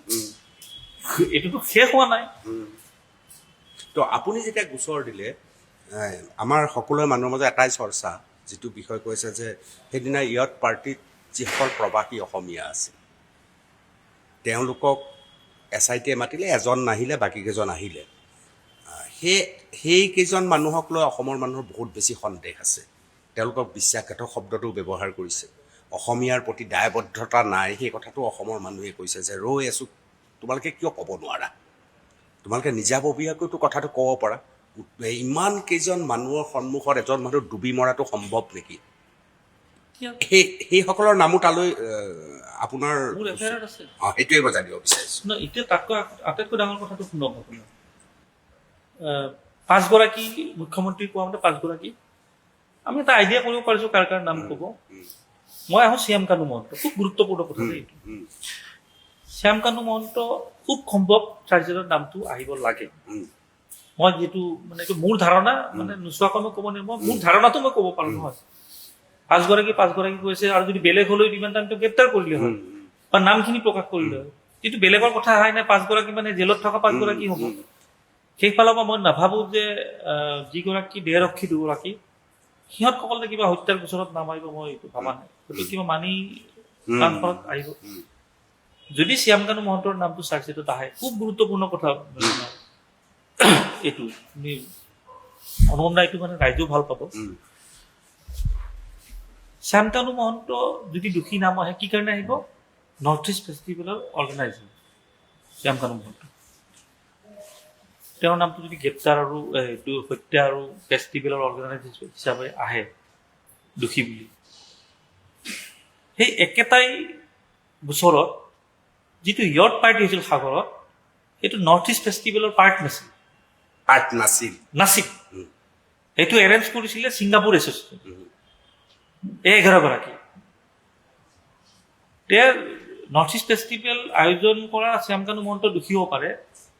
ইয়ত পাৰ্টি আয়োজন কৰা ছিংগাপুৰৰ সেই 11 গৰাকী, যোনে য'ত মৃত্যু হ'ল জুবিন গাৰ্গৰ, সিহঁত কিয় দোষী হ'ব নোৱাৰে? এইটো ডাঙৰ প্ৰশ্ন আহিল নে? ডাঙৰ পইণ্ট এইটো মোৰ গোচৰ হ'ব। মই আগতীয়াকৈ কৈ আছো, কাৰণ এইবিলাক গোচৰত মই ফাইট দিম। তাৰ উপৰি এইটো যে নৰ্থ ইষ্ট ফেষ্টিভেলৰ বাহিৰে ইয়ত পাৰ্টিটো যে ছিংগাপুৰ এছ'চিয়েশ্যনে কৰিছে, তাৰ মুহূৰ্তত আছে। 20 তাৰিখে ছিংগাপুৰত এটা নিউজ ওলাইছিলে, মই দি দিম লাগে কাৰণে, যে এই যিটো ইয়ত পাৰ্টি হ'ল, তাত আমি ছিংগাপুৰ এছ'চিয়েশ্যনো কৰা নাই বা নৰ্থ ইষ্ট ফেষ্টিভেলৰ কথা অহাই নাই। এইটো তেখেতসকলৰ ব্যক্তিগত পাৰ্টি বুলি কৈছিলে। এইটো ছিংগাপুৰ মানে প্ৰৱাসী অসমীয়াই কৈছে। প্ৰৱাসী অসমীয়া, আৰু মোৰ তাত ৰেকৰ্ডিং আছে। মোক ছিংগাপুৰৰ প্ৰৱাসী অসমীয়াই ফোন কৰিছে, মোক এই পৰ্যন্ত কৈছে যে আপুনি মোৰ নামটো ৰাজহুৱা নকৰিব। মোৰ তাত ৰেকৰ্ডিং আছে, কাৰণ যিহেতু খুব গুৰুত্বপূৰ্ণ এইবিলাক বিষয়, মই কাৰ লগত কি কথা হৈছে এই বিষয়টো লৈ নালাগে, মই ৰাজহুৱা নকৰো। ময়ো জানিব খোজা নাই। কেতিয়াবা যদি তেনেকুৱা এটা পৰিস্থিতি আহে, নৰ্থ ইষ্ট ইয়ত পাৰ্টি কোনো নৰ্থ ইষ্ট ফেষ্টিভেল আয়োজন কৰা নাই, এই 11টাই কৰিছে। প্ৰৱাসী অসমীয়াসকলেও কৰা নাই কৰা। তেওঁলোকেও তাৰ পৰা আঁতৰি দিছে। আজি কৈ আছো এই 11জনৰ কথা কৈ আছে। 11জনক কৈছে। আমি নেক্সট এটা ষ্টেটমেণ্ট, মানে আমি বদনাম হৈছো। প্ৰায় 500 মই আহি এটা আপুনিও সেইটোতে কৈছিলে কৈছিলে যে অসমৰ পৰা 500 আৱাসী আছিল ছিংগাপুৰত, কোনো গোচৰ দিলে দুলু আহমেদ দিলে। আপোনাৰ পোষ্টত মই পাইছিলো, আপুনি প্ৰশংসা কৰি দিছিলে মোক। গতিকে এই 11 গৰাকী কিয় দোষী নহব? লাগিব ন ঝেমেলাটো। ছিংগাপুৰ পুলিচে যেতিয়া হত্যা বুলি চাৰ্জ, ডাঙৰ কথা এটা, ছিংগাপুৰৰ প্ৰৱাসী অসমীয়াসকলে এই 11জনক ইতিমধ্যে এঘৰীয়া কৰিছে। তাৰমানে 100% কৰিছে। মই ৰেকৰ্ডিংটো মই কেতিয়াবা বিতৰ্ক হওক মই বজাই দিম। বহুতে ভাবি আছে এই অসমীয়াবিলাকে বচাবলৈ চেষ্টা কৰিছে, কোনোবাই মোবাইল দি মোক প্ৰুফ থাকাকৈ ফোন কৰিব নেকি য'ত মই তাত গোচৰ দি আহিছো ছিংগাপুৰ এছ'চিয়েশ্যনৰ বিৰুদ্ধে? তেখেতসকল এছ'চিয়েশ্যনৰ মেম্বাৰ, কৈছে এইটো সম্পূৰ্ণ ব্যক্তিগত পাৰ্টি। এতিয়া শ্যামকানু মহন্ত যদি দোষী সাব্যস্ত হয়, জাহাজখনত নাথাকক, নৰ্থ ইষ্ট ফেষ্টিভেলৰতো মঞ্চত যাই কিনে জুবিন গাৰ্গৰ মৃত্যু হোৱা নাই, জাহাজখনত হৈছিল। মই আজি আপোনাক কলো এই 11টা এটা এনেকা পৰিস্থিতি আহিব, অসমে আকৌ ইনভেষ্টিগেশ্যনৰ কাৰণে সিহঁতক আনিব লাগিব। গ্ৰেপ্তাৰ কৰে নকৰে এইটো পিছৰ কথা, আহিবই লাগিব। মই 12 তাৰিখৰ চাৰ্জশ্বিটলৈ ৰখি আছো। 13-14 তাৰিখে মই যিদিনাই পাম মই এটা অবজেকশ্যন ফাইল কৰিম, যদি মোৰ মনৰ মতন চাৰ্জশ্বিটখন নহয় কৰিমেই। গাফিলতিবিলাক কম মই তাত। আয়োগ যোৱা নাই আজিলৈ, জাহাজ কিয় চিজ হোৱা নাই। আপোনাৰ অভিজ্ঞতাই কয় SIT-য়ে গঠন হ'ল, চাৰ্জশ্বিট আহিল, ইফালে ছিংগাপুৰতো এটা চলি আছে গোচৰ, ছিংগাপুৰতো চলি আছে। দুখন দেশৰ মাজৰ ইফালে এটা ৰায় সিফালে এটা ৰায়, এইটো এটা ডাঙৰ এটা তেওঁলোকৰ মাজত হেৰি হ'ব পাৰে। যেতিয়া দুখন দেশৰ মাজত এনেকুৱা ধৰণৰ বিতৰ্কতা আহি যায়, এটাই কৈছে এখন দেশে কৈছে হত্যা, এখন দেশে কৈছে হত্যা নাই, এই বিতৰ্কটো সদায় চলি থাকিব নোৱাৰে। ইণ্টাৰনেশ্যনেল কোৰ্ট অফ জাষ্টিছতো আপুনি মই সাজু হৈ আছো চব পুৰা। যেতিয়া বিতৰ্কলৈ তাৰমানে এই বিতৰ্কৰ প্ৰয়োজন হ'লে আন্তঃৰাষ্ট্ৰীয় আদালতলৈ গুচি যাব পাৰে, জাষ্টিছ আছে তাত আপুনি দিব পাৰে, আৰু মোৰ ৰাস্তা খোলা আছে। মইতো উৰি যাই কিনে ইণ্টাৰনেশ্যনেল কোৰ্ট অফ জাষ্টিছত। কিন্তু আপুনি আৰম্ভণিতে মোক এটা ইংগিত দিছিলে, ইংগিত যেন মোৰ লাগিল, মই নাজানো। আপুনি ক'লে যে মই যেতিয়া প্ৰথম গোচৰ দিলোঁ, দ্বিতীয়বাৰ মই ক'বলৈ গ'লোঁ, তাৰপিছত মই আপোনাক এতিয়াই নকওঁ, কিন্তু এটা ভয়ংকৰ দিশলৈ গৈ আছে। মই ভাবিলোঁ যে ছিংগাপুৰ আৰক্ষীও সাধাৰণভাৱে মৃত্যু হোৱা কথাটোৰ পৰা আঁতৰি অলপ বেলেগ গুণ পাইছে। মোৰ আপোনাৰ কথাত মোক তেনেকুৱা যেন লাগিল।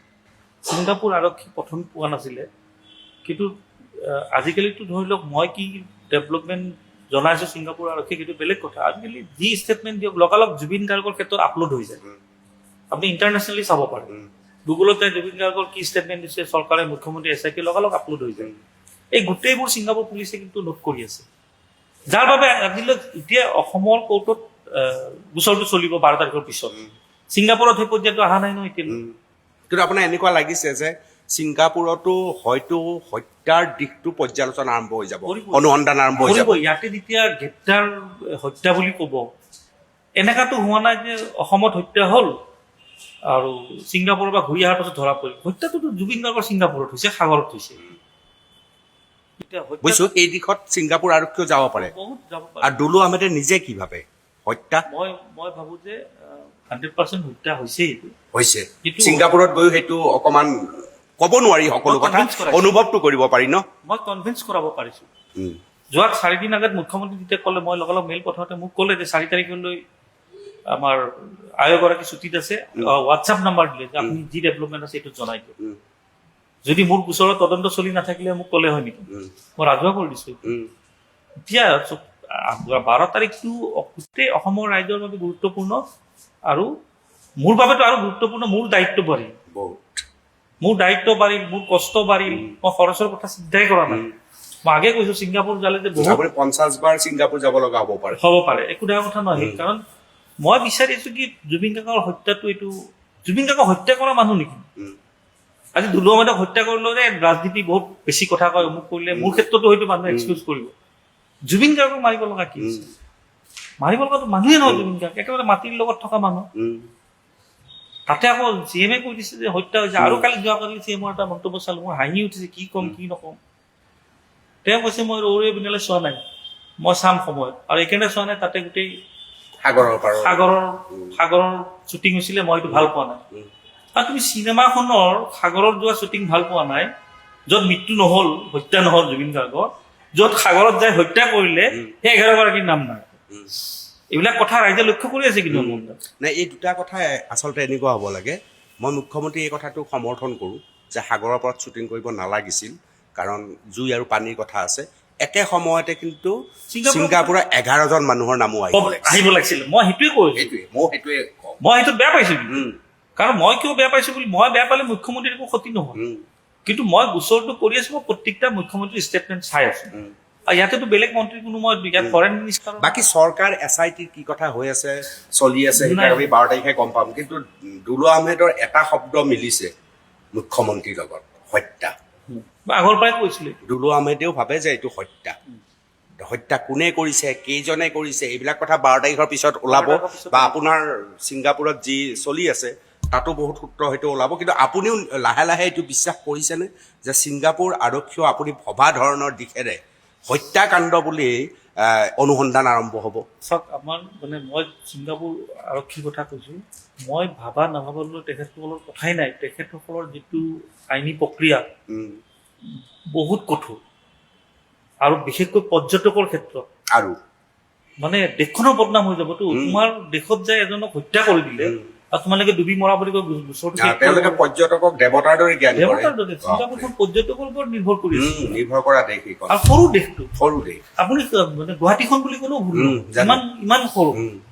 গতিকে ধৰি লওক প্ৰথম অৱস্থাত যদি এই বিতৰ্কটো নাহিল হয়, হত্যা বুলি নকলে হয় মুখ্যমন্ত্ৰীয়ে, বা কিবা যদি কনস্পিৰেচি আছে যদি ইমান ৰাজহুৱাকৈ নকলে, তেতিয়াহ'লে হয়তো ছিংগাপুৰ পুলিচে ইমান বিষয়টো গুৰুত্ব সহকাৰে নলয়, কেৱল হত্যা বুলি কৈছিলে। যেতিয়া হত্যা বুলি ক'লে মোৰ গোচৰ গ'ল, মোৰ গোচৰ পঞ্জীয়ন হ'ল, এনেকুৱা এখনতো হেঁচাও পৰিল তেওঁলোকৰ দেশৰ ওপৰত। আৰু এখনতো এনেকুৱা #জাষ্টিচ ফৰ জুবিন গাৰ্গৰ হেঁচাটোতো আছে, 6 মিলিয়নৰ ওপৰত খৰচ কৰিলে। আৰু ছিংগাপুৰৰ এনেকুৱা নহয় যে মই গৈছোঁ অসমৰ থানাৰ নিচিনা, মই এফআইআৰ এখন দিলোঁ, আপুনি চিল চহীটো মাৰি লওক, এইটো নহয়। মাৰাৰ পিছত অচিক কওক ছাৰ মই এখন ফটো উঠিব লাগে আপোনাৰ লগত, ফটো উঠাই এখন হেৰি দি দিয়ক যে অমুকে অমুক গোচৰ দিলে।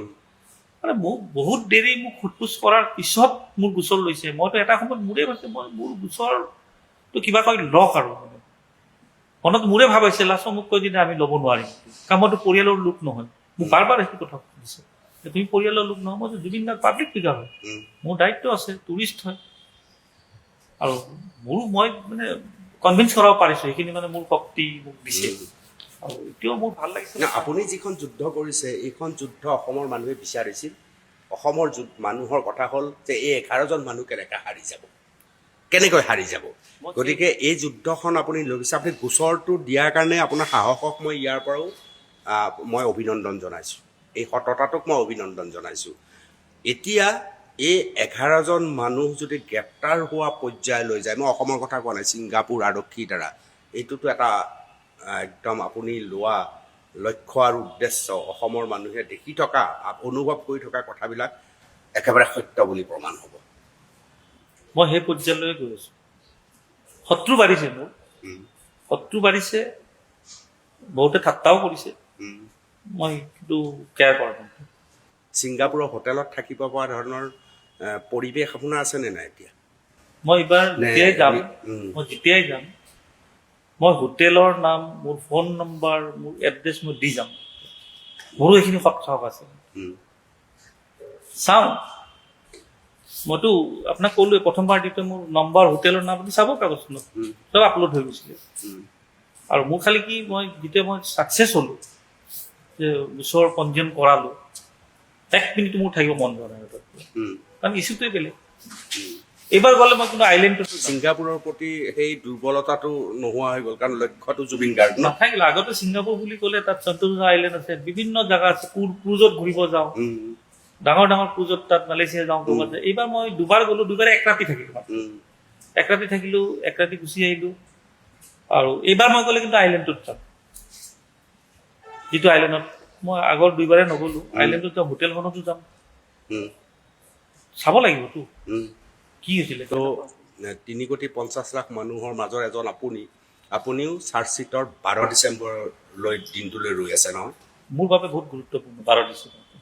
আৰু মোৰ সাহস শক্তি এইকাৰণে বাঢ়িছে, মোক অসমৰ ৰাইজে সমৰ্থন কৰিছে, আনকি শাসকীয় পক্ষৰো একাংশই মোক সমৰ্থন কৰিছে। মই নাম নকওঁ, একদম যিবিলাকে হিংসা কৰে যে আমি নোৱাৰা কামটো দুলু আহমেদে কৰিছে, সেইবিলাকৰতো কথাই নাই। আৰু যোনে প্ৰকৃত ন্যায় বিচাৰিছে জুবিন গাৰ্গৰ। পৃথিৱীততো বহুত মানুহৰ টকা আছে, দুলু আহমেদ মন কিমানৰ আছে? এইটো মনুষ্যত্ব কিমানৰ আছে, মন লাগিব, সাহস লাগিব, ইচ্ছা লাগিব, ইচ্ছা লাগিব, আগ্ৰহ লাগিব, বুদ্ধি লাগিব, আপুনি মানৱীয়তাও লাগিব। মানৱীয়তা ভিতৰৰ পৰা। লাগিব।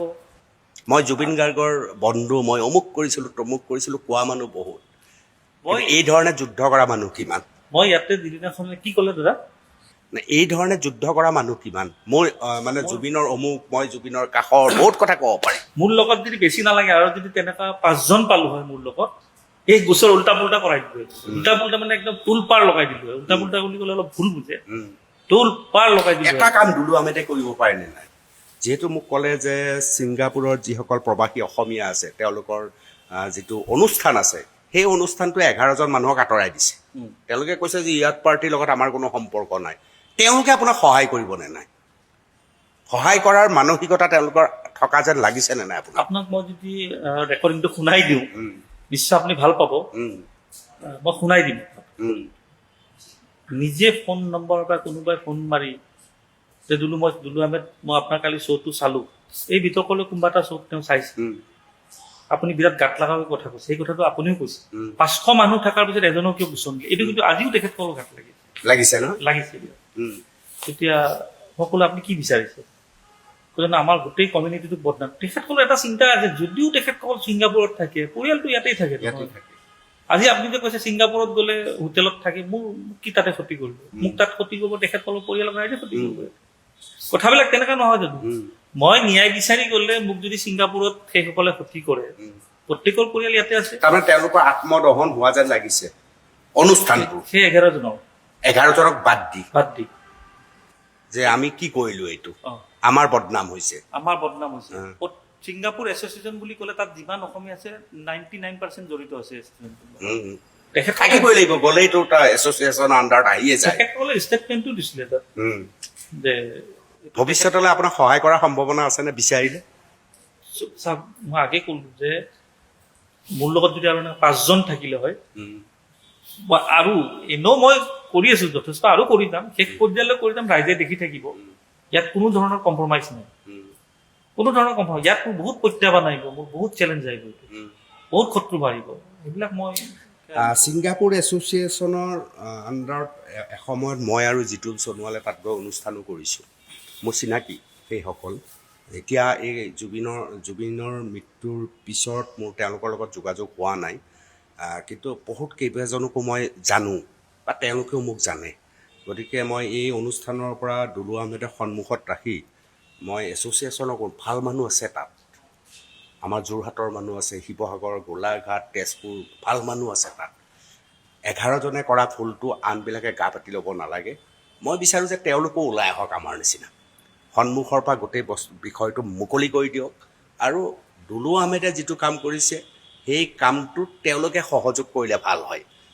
ইমান দিন কি কৰিছিলে, মই একো মানে ধৰি লওক তেখেতসকলেও চাই আছিলে যে কিবা এটা প্ৰক্ৰিয়া চলি থাকক, কিন্তু 12 তাৰিখৰ পাছত যেতিয়া এইটো এটা ভয়ংকৰ পৰিৱেশ এটা হ'ব, মানে দুইখন দেশৰ মাজত ইতিমধ্যে আপুনি এটা অনুমান কৰিব পাৰিছে অনুমান, অসমে কৈ আছে হত্যা, ছিংগাপুৰে কৈ আছে সাধাৰণ মৃত্যু। ইয়াৰ এটা পিছৰ পৰ্যায়ে কি হ'ব আপুনিতো এটা অনুমান কৰি লৈছে। যেতিয়া হত্যা বুলি ছিংগাপুৰ পুলিচো কনভিন্স হৈ যাব যে যিহেতু ইয়াত স্বীকাৰোক্তি হ'ব, কিবা এটাতো SIT জেৰাটো কিবা এটা আহিব, আহালত তেতিয়া সেই 500 অসমীয়া যে আছে তেখেতসকলৰ দায়িত্ব তেতিয়া আহিব যে যিহেতু তাতে হত্যা বুলি প্ৰমাণ হৈছে, SITত আহিছে বা চাৰ্জশ্বিটত আহিছে, আমাৰো এতিয়া দায়িত্ব যে হত্যাত এই 11গৰাকীৰ কোনোবা জড়িত আছিল নেকি, যিহেতু একেখন জাহাজতে আছে, সাগৰৰ ওচৰত আছে। এই 11জনৰ আচৰণো বৰ সন্তোষজনক নাছিল, আমি যিকেইটা ভিডিঅ' দেখিছোঁ। সন্তোষজনক নাছিল, আৰু সেই 11জনৰ ফটো কাৰ লগত আছে ৰাজহুৱা কৰিম দিয়ক, কেতিয়াবা ইতিমধ্যে ওলাইছে, এখন দুখন ওলাইছে, কাৰ লগত কি সম্পৰ্ক সেয়াও আহিব। এতিয়া মই এতিয়া বিষয়টো অন্য ফালে লৈ যাব খোজা নাই, মই এতিয়া লাগি আছো যে ন্যায় প্ৰক্ৰিয়াটো কিবা কৰি আদালতত, কাৰণ SITটো এটা 3 মাহৰ প্ৰক্ৰিয়া, পুলিচৰ প্ৰক্ৰিয়াটো 3 মাহ, কিন্তু যেতিয়া আদালতত চলিব, তলৰ পৰাই যদি ঠিক হৈ নাযায় আদালতত উঠি যাব। মই বহুত গোচৰত দেখিছো চাৰ্জশ্বিটত নাম থকা মানুহ নিৰ্দোষী বুলি প্ৰমাণ হৈছে, আৰু নাম নথকা বাহিৰা মানুহ আহি গ্ৰেপ্তাৰো হৈছে।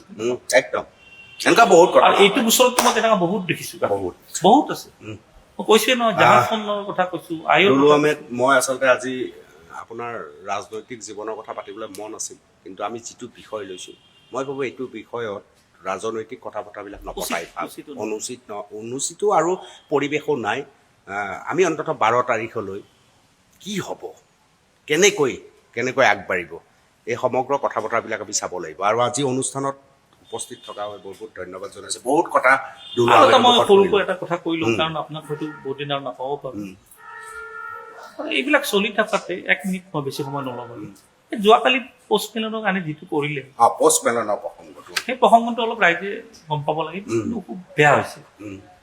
কাৰণ হয়, এইটো আগেই চিডিউল কৰি থোৱা প্ৰগ্ৰেম আছিলে কেবিনেটৰ। জুবিন গাৰ্গৰ ক্ষেত্ৰত ডেটটো পিছুৱাই দিব লাগিছিলে। আমি বিৰোধ কৰা নাই, আহক ছিংগাৰ আহক, ইয়াত ৰেভিনিউ আৰ্ণ হওক, কিবা হওক, আমি সেইটো বিৰোধ কৰা নাই। মুখ্যমন্ত্ৰী বেলেগকৈ বুজাব ওলাইছে। আমি বিৰোধ কৰিছোঁ যে হত্যাৰ যিহেতু কথা ওলাইছে, চাৰ্জশ্বিট দাখিল হোৱা নাই, তেনেস্থলত অসমত এগৰাকী বিদেশী ছিংগাৰ আহি কিনে নাচ গান কৰিব, কিবা কৰিব, সেইটো অসমৰ ৰাইজে মানি ল'লে এইটো পিছুৱাব লাগে। কিন্তু চাৰ্জশ্বিটৰ ডেট পিছুৱাই গ'ল, পোষ্ট মেলনৰ কাৰ্যসূচী পিছুৱাই নগ'ল। তাৰ উপৰি যোৱাকালি কাৰ্যসূচীত যিটো অসভ্যালি হৈছে, সেইটোতো অসমৰ সংস্কৃতি নহয়। মদৰ গ্লাছ হাতত চিগাৰেট লৈ পাব্লিকৰ মাজত যাই মদ দলিয়াই দিছে, মদ খাই থু পেলাই দিছে। চাবচোন আপুনি, দেখিছোঁ। এইটো কি আমাৰ অসমীয়া সংস্কৃতি নেকি? এইটোত মোৰ আপোনাৰ লগত আপত্তি আছে দুলু আহমেদ। মই আপত্তিটো এনেকৈ কৈছোঁ, আন্তঃৰাষ্ট্ৰীয় পৰ্যায়ৰ তেওঁ এগৰাকী পপ ষ্টাৰ। এইটো আমি 90 দশকৰ মানুহ, আমাৰ কাৰণে এইটো উপলব্ধিটো কম হয়। আজিকালি ইণ্টাৰনেটৰ যুগৰ ল'ৰা ছোৱালী 18+ যিসকল ল'ৰা ছোৱালী আছে, আমি 90 দশকত জুবিন গাৰ্গ বা আমাৰ কাৰণে জিতুল সোণোৱাল যি ধৰণৰ এটা ইমেজ আমি তৈয়াৰ কৰিছিলোঁ, আমাৰ এটা ব্যৱধানো আছে। 18+ ল'ৰা ছোৱালীৰ লগত আমাৰ এটা মানসিক ব্যৱধান আছে, এইটো সঁচা কথা। তেওঁলোকে গোটেই পৃথিৱীখনক চাব খোজে, তেওঁলোকে জুবিন গাৰ্গকতো মৰম সন্মান জনায়েই, ৰজা বুলি ভাবেই। ইয়াৰ লগতে যিহেতু এগৰাকী পপ ষ্টাৰ আন্তঃৰাষ্ট্ৰীয়, চাব দেই দুলু আহমেদ, তেওঁ মুম্বাইৰ পিছত বোধ কৰোঁ অসমত কৰিছে, অসমক নিৰ্বাচন কৰিছে।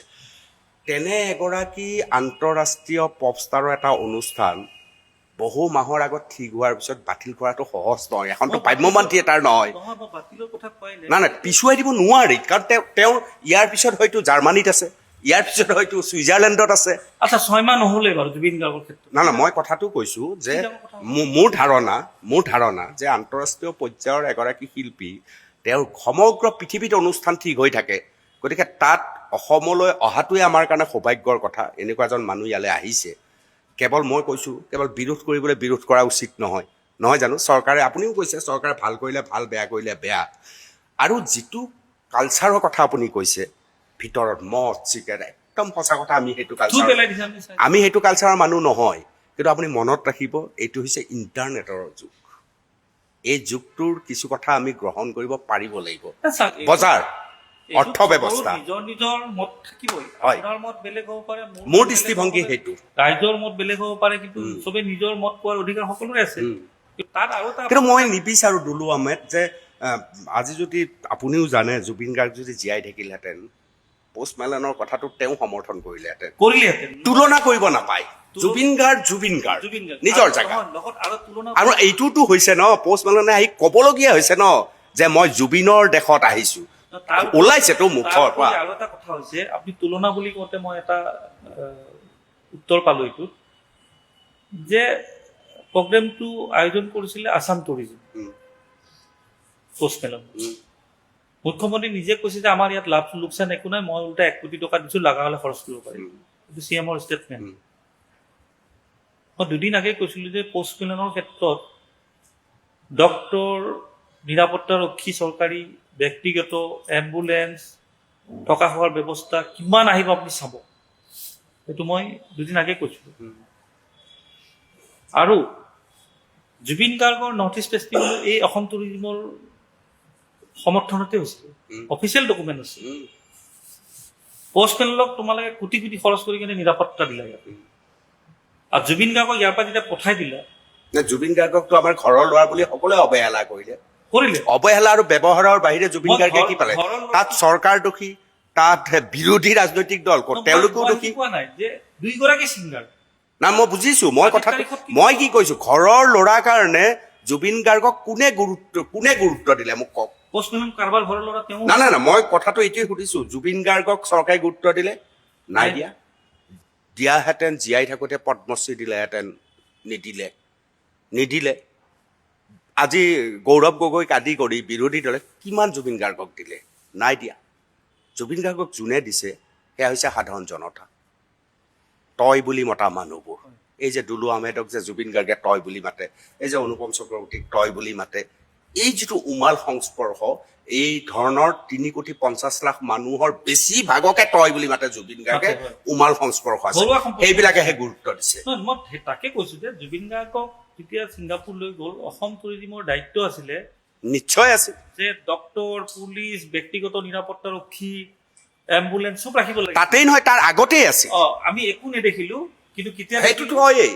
আমি কেতিয়া দেখিলো এম্বুলেন্স যেতিয়া জুবিন গাৰ্গৰ মৃত্যু হ'ল সেয়াই অৱহেলা হৈ গ'ল আৰু ব্যৱহাৰ আৰে চৰকাৰ কোন অসমৰ ৰাজনৈতিক দলৰ নেতাবিলাক কোন আমাৰ অসমীয়া চব হয় আমিতো অসমীয়াই ন আল্টিমেট সকলোৱে আমি জুবিন গাৰ্গক কেৱল ব্যৱহাৰ কৰিলোঁ আৰু অৱহেলা কৰিলোঁ আমি বুলি কৈছোঁ মই বুলি কোৱা নাই কিন্তু এতিয়া অন্ততঃ আপুনি এটা সঠিক পথেৰে গৈছে ছিংগাপুৰলৈ দৌৰি গৈছে আমাৰ অসমীয়াৰ মাজৰ এজন দুলু আহমেদে সেই কামটো কৰিছে মই সেইকাৰণে প্ৰশংসা কৰিছোঁ কিন্তু আমি অসমীয়াবিলাকে অৱহেলা আৰু ব্যৱহাৰৰ বাহিৰে একো কৰা নাই সেই সময়ত আপুনি পইচা দিব নোৱাৰোঁতে জুবিন গাৰ্গে কি ক'লে এইটো কি ডাঙৰ কথা আৰু তাৰপিছতো জুবিন গাৰ্গে পইচা নুখুজিলে নাইও খোজা চাগে আপুনি নিজে দিছেগে বহু অনুষ্ঠান পইচা নল'লো পইচা কিয় দিছা তুমি এইটো অনুষ্ঠানত সেইটোহে জুবিন গাৰ্গ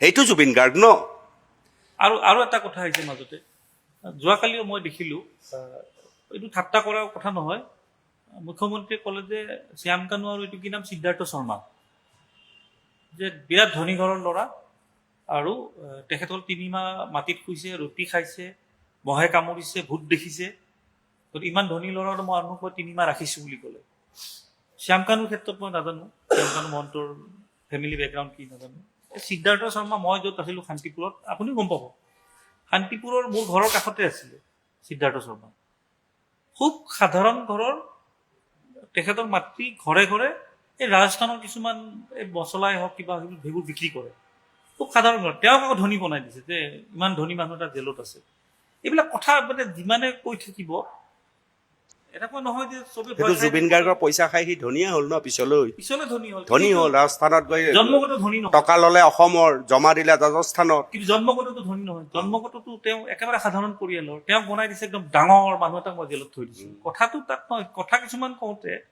অলপ ভাবি চিন্তি চাই চিন্তি ক'ব লাগে কাৰণ জুবিন গাৰ্গৰ ইছ্যুটো প্ৰত্যেকে লক্ষ্য কৰি আছে কিন্তু ভয়ত কোনোবাই নকৰিব পাৰে চবেইতো আৰু দুলু আহমেদ নহয় চবেইতো আৰু অনুপম চক্ৰৱৰ্তী নহয় কোনোবাই হয়তো ভয়ত নক'ব পাৰে কিন্তু মনত এটা ৰাখি থৈ দিছে সেইকাৰণে ধৰি লওক আৰু বিশেষকৈ মুখ্যমন্ত্ৰীৰ ষ্টেটমেণ্টবিলাক জুবিন গাৰ্গৰ ক্ষেত্ৰত অলপ হ'ব মানে বেলেগ ধৰণৰ হ'ব বাকীবিলাকৰো হ'ব লাগে বাকীবিলাকৰ প্ৰত্যেকগৰাকী অসমীয়া মানুহৰ হ'ব লাগে দেখাই নাই মই কাৰো নাই বহু সময়ত আমি লুৰিণজ্যোতি গগৈৰ মন্তব্য শুনিছোঁ অখিল গগৈৰ মন্তব্য শুনিছোঁ হিমন্ত বিশ্ব শৰ্মাৰ মন্তব্য শুনিছোঁ সকলোৰে মন্তব্য এতিয়া জুবিন গাৰ্গৰ হত্যাৰ গোচৰটো 90% ৰাজনীতি এইটো হ'ব নালাগে বিৰোধীয়ে চৰকাৰক গালি পাৰিছে চৰকাৰে বিৰোধীক গালি পাৰিছে প্ৰসংগটো হৈছে জুবিন গাৰ্গ মই এই বস্তুটো নিবিচাৰোঁ মই অন্ততঃ সেইটো বস্তু নিবিচাৰোঁ জুবিন গাৰ্গৰ হত্যাৰ গোচৰটো এই পৰ্যায়ত গৈছে যে 2026ত জানো 2 মাহৰ পিছত নিৰ্বাচন কোনে কিমান মাইলেজ লৈ ইয়াত নিৰ্বাচনটো পাৰ কৰিব পাৰে বুজো শাসকীয় বিৰোধী চব তাৰ পৰা সকলো মোৰ কোনো এটা গোচৰ মই কোনো পাৰ্টিৰ বেনাৰত কৰা নাই একদম মই দুলু আহমেদ বুলি ক'লো প্ৰত্যেকটা আজি পাৰ্টিৰ বেনাৰত কৰাহেঁতেন মই দুলু আহমেদক সমালোচনা কৰিবলৈ নেৰিলোহেঁতেন মই কৰিলোহেঁতেন পাৰ্টিৰ পৰা আঁতৰি আপুনি ব্যক্তিগতভাৱে কৰিছে সেইকাৰণে মই প্ৰশংসা পাৰ্টিৰ পৰা কৰিলেও মোৰ আপত্তি নাই যদি ভাল কাম কৰে কিন্তু চান্স লোৱা কাম কৰিলে জুবিন গাৰ্গৰ লগত নিমিলে মই শুদ্ধ কি কাৰণে কওক মই জানো যে জুবিন গাৰ্গৰ এই যাত্ৰাত মই যদি অসমৰ ৰাইজৰ সমৰ্থন পাব লাগে তেতিয়া মই নিউট্ৰেল পাৰ্চন হ'ব লাগিব মই ৰাজনীতিক দুলু আহমেদ হ'ব নোৱাৰো যিটো মোৰ ভাবাটো 100% ঠিক আছিলে আজি দেখোন মোক ছ'চিয়েল মিডিয়াত কৈছে আমি RSS কৰোঁ কিন্তু আপোনাক মুকলি সমৰ্থন RSS ময়ো সমালোচনা কৰোঁ RSS ৰ সদস্যই কৈছে আমি RSS কৰোঁ কিন্তু আপোনাক সমৰ্থন কৰিছোঁ RSS দুলু আহমেদক সমৰ্থন কৰিছে মই পিছত চালো হয়নে নহ'ব আপুনি নিৰপেক্ষ কাৰণেহে কৰিছে এই বস্তুটো পাইছে। যদি আজি মই দলৰ হৈ দলৰ হৈ গ'লে সেইটো নাপালেহেঁতেন। মই ভাবাটো মোৰ ৰাইট। নিশ্চয় ভাল লাগিছে। বহুত ধন্যবাদ দুলু আহমেদ, বহুত বহুত ধন্যবাদ। এয়া আছিল দুলু আহমেদ, একদম জুবিন যাত্ৰা। সকলো কথা আপোনালোকক ক'লে। দুলু আহমেদৰ কথাখিনিত আৱেগ আছে, উমাল সংস্পৰ্শ আছে, প্ৰতিবাদী সত্তা তাত সোমাই আছে, আৰু আপোনালোকে দিয়া নৈতিক দায়িত্ব মূৰ পাতি লৈ এতিয়া ছিংগাপুৰত যুদ্ধ কৰি আছে। মই ভাবোঁ আপোনালোকে মুকলিকৈ শুভেচ্ছা জনাওক আৰু সাহস দিয়ক দুলু আহমেদক। পডকাষ্ট উইথ অনুপম চক্ৰৱৰ্তীৰ পৰা মই বিদায় লৈছোঁ। ধন্যবাদ।